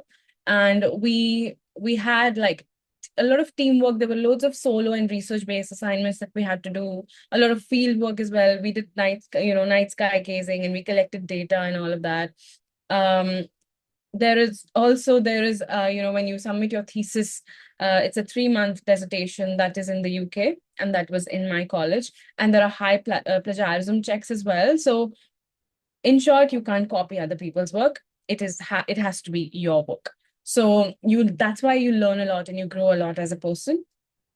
So these are the kind of modules that I had, which I studied during my master's. Mainly it was like data analysis, SciComm, exoplanets, stars, cosmology, galactic evolution, energy, gas, and interstellar space. So all the kind of modules that I wanted to study really, really bad. And this was kind of on the website of Cardiff University, kind of hidden in the corner. So because I really wanted to know what they're going to teach me when I get there, it's really important that you see this module list as well. Okay, this is basically a slide that I wanted to show you guys, that if you want to pursue a degree from abroad, it opens up your opportunities at many, many levels. So you get the global exposure. I did a lot of events since my background is science communication, and I used to do events like scientific events, conferences in Oxford University. I met a huge lot of like amazing people. So this is Libby Jackson. She was the mission expert for Tim Peake when he went into space. He is a British astronaut. She was in the mission control room. Now she's the head of the Science Museum in London. So which is, she's a huge star there. This is a Space Tech Day in Harwell Space Cluster that I conducted. I hosted the entire show for about 200 girls, to motivate them, inspire them, and talk to them about space careers and everything. This here with me in the right corner is Jim Green, or James Green. He is the ex-chairman of NASA, and he came into Oxford for a research experiment. And, I just met him through another connection as well. So, and I requested him to meet me, and we had a really, really nice session and really lovely chat. So you meet a lot of people here in the left, in the right bottom corner. This is the Oxford University Space Lab. So in the background, you see the live, tracing of the International Space Station. And there was an experiment going on where they had sent some human cells into space and brought them back. And they were researching on how it changes after having covered the journey into space and back. So they were doing a research experiment there. So this is about the University of Oxford. Again, it is an absolute amazing experience to be a part of Oxford. This is my office in the left corner. It was literally like, I'm sitting in a movie set and working. It was an absolutely amazing work culture there. People are super friendly. They're very professional. They're very uptight as well. They're very kind of traditional, and they, go by the books. But because you live or you work with such kind of, high level professionals, that obviously polishes you as a person again. And you realize, okay, this is how because you're staying with them, you're working with them, that kind of reflects back in you, the way you speak, the way you walk, the way you carry yourself, the way you present. So all of that experience, it still sits with me, and it's going to sit with me for the rest of my life, because it was such a brilliant experience that I had. Here in the right corner, I conducted a huge event, which was on the 7th of June last year. It was to celebrate the 50 years of women at a college in Oxford. This is Brasenose College in Oxford. And we had a whole day of, in-person panel discussions. talks by Oxford alumni, women alumni. And they were like at topmost positions in the country. Some were judges, some were, novelists, like famous novelists who have been covered by the national TV channels and everything. So it was just an amazing experience to meet the best kind of lot of Oxford University there. Then I worked with Space Store, which is a brilliant company. It's they've got a little store in Oxford Market as well, and they do a lot of kind of online things as well. So to find out about all the verticals, please visit this website of Space Store. The concept of Space Store is defined that it's bringing experience to people. So what they do is they use VR headsets, they use a lot of technology, a lot of immersive tools to bring people in and kind of communicate science to them in a very, very friendly, very colorful, very jolly way. And it's for all age groups, from students or children all the way up to your grandparents. Anybody can enjoy space, and they make these amazing astronaut experiences, which they deliver in schools and also in store. So right now, what I'm doing currently is that this is my partner, this is my business partner, Steve Ringler, by the way. He is a NASA trained rocket scientist and a founder of Space Store UK. And now in collaboration with him, I came back to India with a mission of opening Space Store India. And we are exactly the same company, but now we're starting a branch in India for the first time. So in a few months down the line, you'll be seeing us in different schools, different colleges. We'll be opening some physical stores in the country down the line as well. We'll be delivering some online space courses, one of which is actually happening next month in July. So I'll tell you a little bit more about that as well. There is an Oxford summer space course, which is also happening in July. Which it will be like a 2-week program. You can go to Oxford, stay there in a college, experience the whole Oxford University vibe, and study astronomy there. So that's a completely like a different experience that you guys can also benefit from. I'm also on the SEDS India panel for advice. So we are, trying to grow the community, tell people who we are, and also we'll be conducting astro camps and night sky gazing. So I'm back in India to kind of deliver the entire experience that I had in the UK, collect all of it together, bring it here, and give back to the community as good as I can. Now, since this is about, the session is about opportunities and mentorship and what are the career pathways, this is a slide where you can see some of the opportunities that are present in India. And this is just, very, very limited kind of opportunities that I could paste in one slide. There are so many more kind of opportunities wherein we have. So if you go on the internet, you can find, there are so many, especially during the summer months. You have so many programs in astronomy or astrophysics or related. So do go out and research about what you want to do. And you will definitely find like relevant programs or relevant courses to kind of expand your knowledge and connect with people as well. So yeah, if you want to take a screenshot of this, I'm happy for you to do that. Yeah, I'd love to talk about SEDS. I know Avichal did already, but SEDS is a brilliant community to be a part of because it was initially kind of established back in the 1980s by MIT and Princeton together in the US. And it was solely for the purpose of, creating a community of students and young professionals to explore and develop space education and space careers as well. So we have that chapter in India as well, which we are currently expanding into multiple domains. So we are, doing all the rejigs of our website. We are focusing on creating, okay. We are focusing on creating more opportunities for people. What's happening? Okay, sorry. Creating more opportunities for people, doing projects, creating a global network, and educating people about, what are the benefits of entering the space industry and what are the present careers. Also, you can join the community because you want to kind of keep updated on what's going on what are the opportunities coming up, what are the deadlines. So in order to be completely aware, this community is amazing. So you can visit this website and you'll get more idea about that. Okay, these are some of the opportunities that are coming up, which Space Tour India is bringing to you as well. So, the online space course, as I said, it's coming up in July. The Oxford Space Summer course is also going on. It's going to start in July. And this is something that we're doing, Learn to Earn Summer Space Program, in which we'll be offering free internships as well. So, it'll be like you'll be a part of Space Tour India and Space Tour UK to kind of do internship with us to kind of understand how we function as a company and gain real kind of industry experience as well.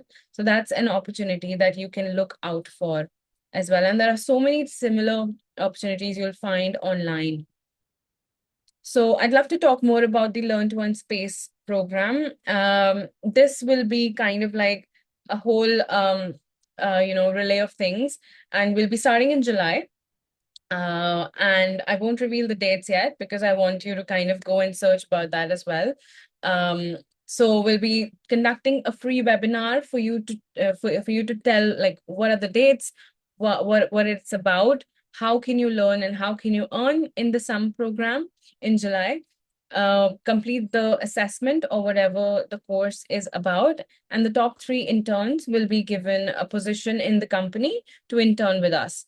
And with us, as in Steve, me, and all the UK team and all the India team. So you'll learn from two teams, from 2 countries, and you'll get a very, very nice exposure working with us. And then the orientation and training of the interns begins. So it's a very, very nice program. I would encourage you to scan this QR code to know more about this course because this is an opportunity that's coming up in July. So you don't want to miss it. Right. I think this is almost the final slide. So I would love to kind of have, get in touch with you guys if you have any questions or if you want any career guidance about studying abroad, UK or in India, or how do you build your profile? How do you make your profile diverse? You can connect me via LinkedIn, via Instagram. I also kind of do I run my social media channel, which is Astrophication, and I try to be as active as I can, covering my journey of entrepreneurship, covering my journey of Oxford, covering my journey of being a science communicator. So I try to be as active as I can, and you can also reach out to me by my email. This is a survey form for Space Tour India, wherein we are asking people about what they would expect from the company, how we can perform better for you guys. What are your expectations? What are we delivering also? So this form is all about, Space Tour India, its community, what are the different kind of opportunities you can get from Space Tour India. So do kind of scan the QR code and fill the form, and I would get your responses there. This is a quote that I would like to finish with, and it really, really strongly resonates with me, and I hope all of you will understand it as well. Steve Jobs said that you can only connect the dots backwards. So, while I was filling my applications for the UK, I had applied to so many universities and I was getting rejected by every single one because they said that I don't have experience in astrophysics. I have experience in computer science engineering, and that pivot is not really making sense.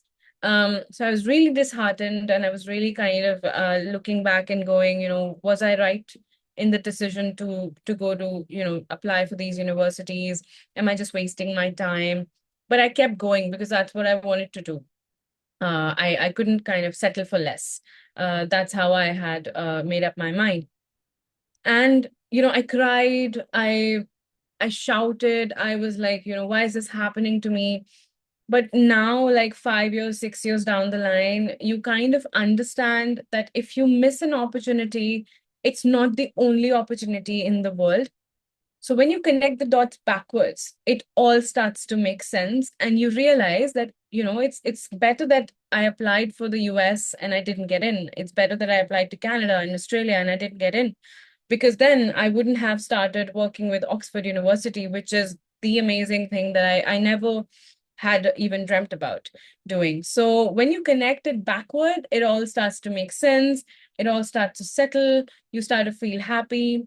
And again, you do not have to compare your journey with anybody else, because again, your journey will be unique.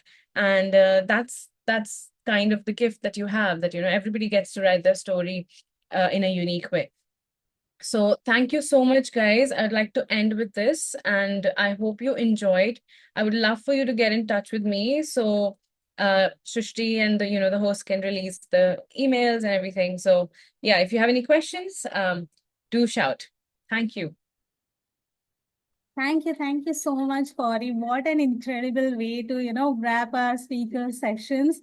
Thank you once again for sharing your journey and showing us that there is no perfect roadmap into space industry. Sometimes the biggest opportunities, come from asking questions or taking chances and being willing to put yourself out there, even if you face fears, nervousness, failures, but it's always important that you keep going.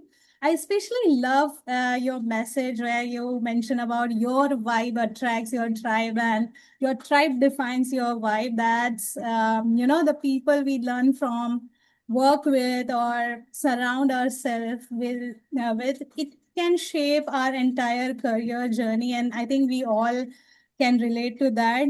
And a huge thanks to all our speakers for sharing their experiences, insights, and advice today. And I really like the way what kind of different tools, skills, and opportunities they share. And I am sure our audience learned that there isn't just one path into space, there are many. And each one of us has the power to create our own path as well.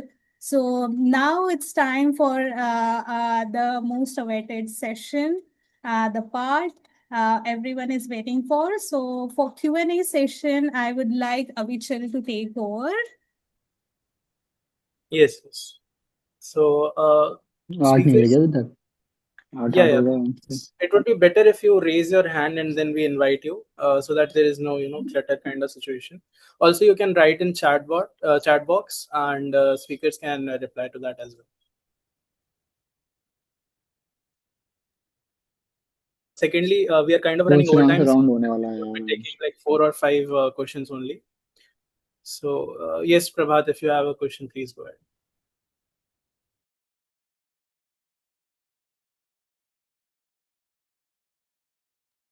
Yes, Shalini.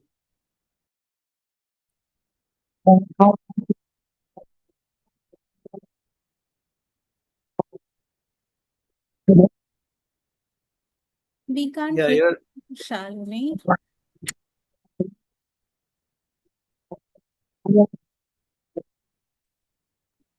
Shalini, your mic is not working very well. Just fix that until we take the next question. Shri Joshini.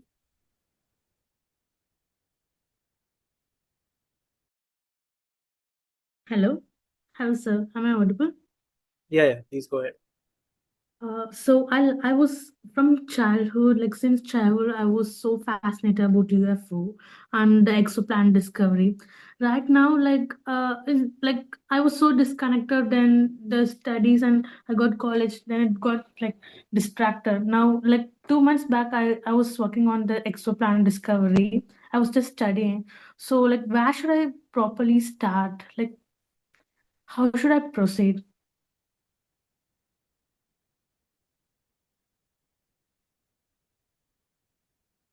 Hello? Yes. Yeah. If any speaker would like to take up this question, please. Shall I take it? Yeah, sure. Yeah, go ahead, Ravi. I'll Hello. follow you. Yeah, so better answer will be from Namishka, but like Shri, I just want to know what qualifications do you have right now? Like what you did. Right now, I am a pre-final year at ECE. I'm doing BTech at ECE, Electronic and Communication Engineering. Okay, electronic communication. You are doing BTech, Yeah, and you want to go into the exoplanet side, like what you just. yeah, Yeah, Okay, exoplanet and can I ask discovery. why, from EC to exoplanet, like I was so fascinated about UFO and stuff. It's like since childhood, I love exoplanet. Like I don't know exactly what should I press. What should I study? I was, see, Shri, I would be honest with you. yeah, Answers will be like Namishka will be surely she will be having her point of view because she's an yeah, expert in that field. But from an engineering aspect, that it's right that you are fascinated with UFOs and aliens and all those stuff. But first many since you are doing engineering and you're in pre-final year, so I will be suggesting you the first be specific to your communication, EC branch, complete the BTech with good grades, and then enter into space industry, and then find your place where you want to go. Because uh, gradually you will come to know different fields, different branches coming out of it. Many radio signals may be used. That radio field is used to find out the planets and the sensors, the pulsars and all. So the field is too wide. So better is to just you can reach for an exoplanet or something like that, whatever you want to, you have, just first focus over a branch and complete it, because that okay, can itself provide you many things like radio. Still, we are preparing many radio equipments. Still, India doesn't have any radio, better radio instruments and all. So I would love to have you first focus over engineering, then just okay, gradually you will get to know where is your place. Huh. For motivation purpose, it's good that you just have a snack for you just want to find out an exoplanet, find the extraterrestrial life like that. That's my okay. thing. Yeah, thank you. Yeah, I would say something similar to Ravi is that I'm not an expert in exoplanet. I am aware about the field. But what advice I would give is something similar to what I tried. Like I graduated with geology and I wanted to take planetary science, but I wasn't really sure what to do. And so I used to just, whenever I had extra time, I used to just either read research papers. I'm sure that there are some exoplanet videos and workshops that you'll be able to find online.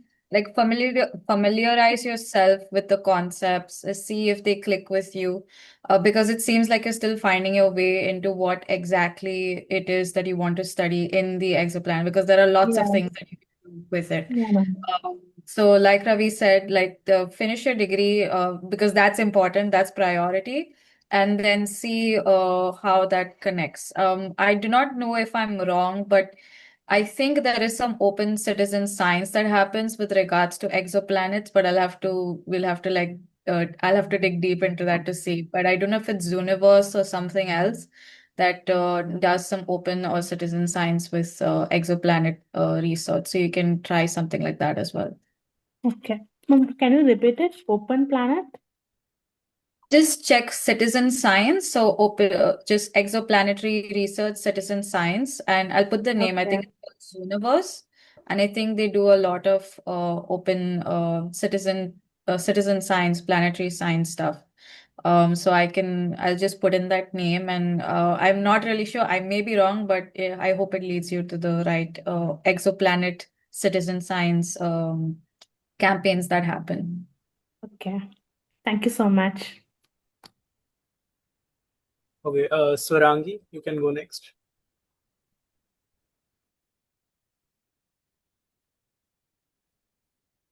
Hello.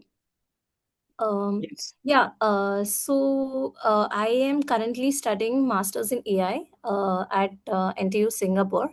I am basically from India. I have a software background and I completed computer science in my undergrad. So I have always been passionate with space, and I just want to combine my passion with my profession and do something around space and AI ML. So I am not into satellite and climate forecast. I'm more into exploring the vast universe. So like exoplanets or the missions, maybe anything around AI and ML, so I can implement in the space missions. So I was wondering how can I align my career, and what are the opportunities, and is my thought really hello is my thought really like, would AI and ML be that much useful in space related missions? So yeah. I think Gauri would like to take this question up. Right. So yeah, I mean, I kind of mix the two together, computer science, engineering, and space, like science communication. But definitely AI and ML is gonna help you long way, because so one thing that I would say is, because having that computer science background and coding background, that helped me in my degree in astrophysics, whereas people thought, okay, just doing physics degree theoretically, and then I can go to I can go and do an astrophysics degree. It's going to be fine. But because you don't have that technical kind of experience, you lack that. So I would say build your technical skills even more. There's something in Space Store. What we're doing is that we build like virtual reality and augmented reality programs within the company, so which we help, then we then deliver to the audience through our sessions and workshops.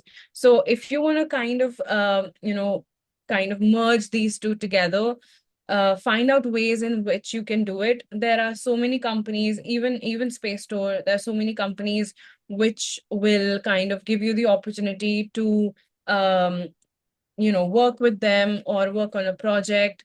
You can propose an idea that you want to create. You can participate in hackathons and all, yeah, and stuff like that. I have a lot of friends who are still in the computer science background. They participate in a lot of international hackathons, which are open to all, so that you can then also learn, build your skills, and also get some prizes from it. So, but then you'll have to do a lot of research about, what are the specific programs, because they are open to a national level or an international level as well. So that's something I would recommend. So without an aerospace or like a physics background, I can still survive in this domain. What's your background? What's your degree in? So my undergrad was in computer science, and I worked for 2 years as a software developer, and now I'm doing AI, masters in AI.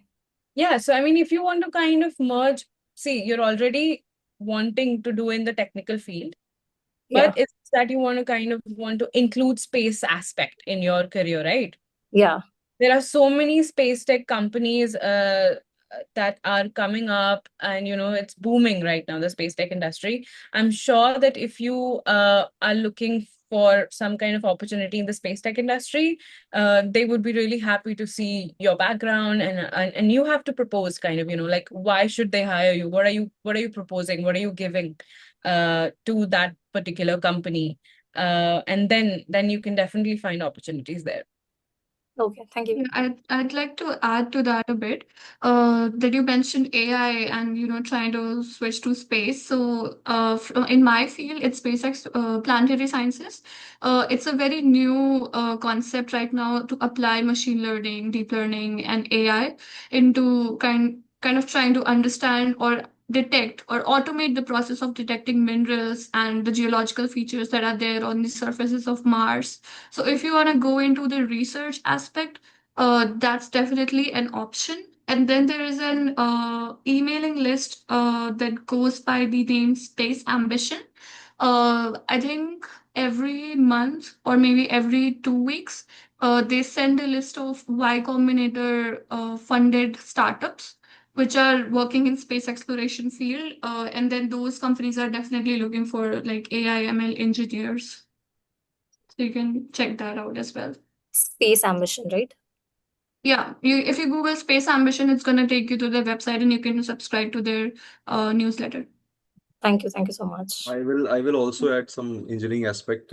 It's see, you are from AI and computer softwares, and also still we as a country don't have any software with respect to all the satellite data tracking and all. So if you can prepare one and can provide solutions for that, it's best. All the satellites of Indian origin or the international, people are using all US based softwares for analyzing all the data of satellites and all. So it would be better if you can find out, like, ponder over that. Thank you so much. Awesome. So I think that brings us to the closing of our session, as we are already over time.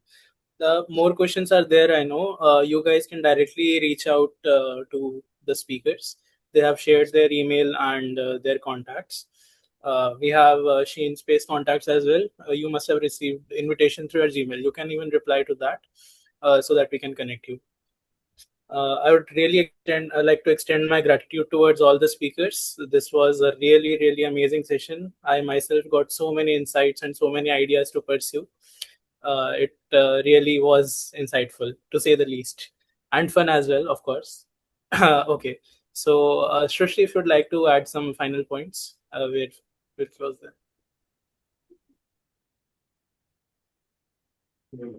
You're muted. Please unmute yourself.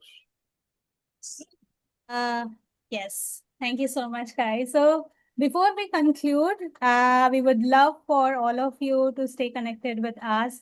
If today's session inspire you, please scan this QR code to join She in Space or SEDS India community, and we'll together explore the opportunities.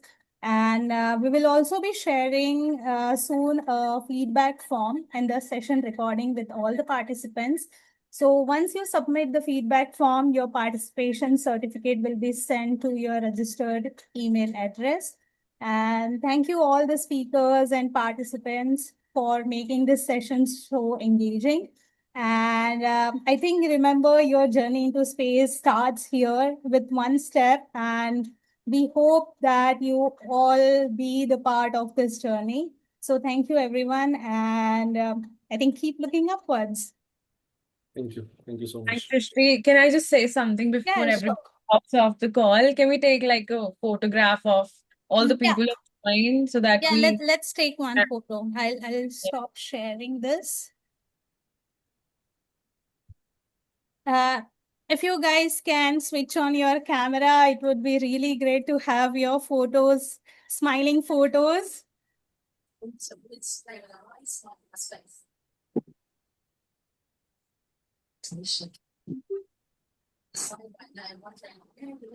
Should we say space or something like that? yeah.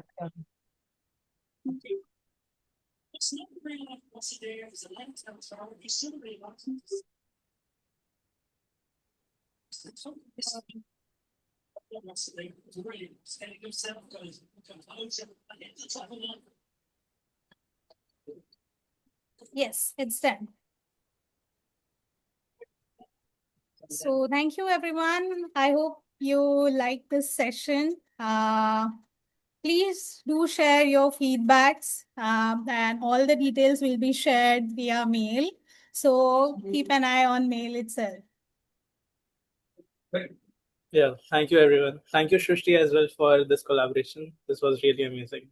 Yeah, thank you, Srishti. This was like one of the first collaborations we've had with SEDS India. So yeah, it was really good, and I'm sure that people really benefited from all the insights of everyone here, Ananya, Namishka, Ravi, all of. Thank you so much for your time. And yeah, I know it's really hard because we're sitting in different parts of the world, and literally, and yeah, you've taken out time from your schedules. So really, really happy to meet you guys as well. Thank you. Yeah, thank you so much for Thank you so much. having me and all these insights. It's been really helpful for me as well. Yeah. Yeah, even I've made notes. So yeah, really, really helpful. Thank you so much for the wonderful session. Thank you. Thank you, Lakshmi. Thank you so much. Thank you so much.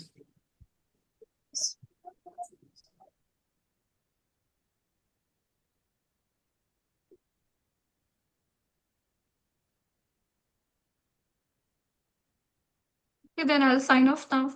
Have Okay, a great sure. rest of the evening, guys. Okay, Bye-bye. thank you so much, Ananya. Yeah, Thank Ananya, you. take care. Bye, Ananya. Bye-bye. Thank you so Bye, much. Namishka. Bye, Bye, Ravi. Srishti. Thank you so Good much. night. It was Thank you, really an Srishti. Thank you, incredible Namishka. session, and I totally loved that. Same here. It was very Thanks. wonderful. I really enjoyed it. Thank you. Thank you so much. Best Thank you wishes, no? so much. Best wishes to all of you. Thank Yeah. you so much. Same here. Take care, Shrishti. And this was really insightful, eye-opening. I myself got inspired and motivated. So, Thank you. Thanks a yeah. lot. Actually, we all are inspired by your session, your both sessions. So yes, incredible. Yeah. Cool. Well, I'll see you And all. have a good night to you as well, Namishka. Thank you. Just gotta like close my eyes and go to sleep. So I'll see you all. Cool. Take care and good Okay. night. Thank you, everyone. See Thank you. you.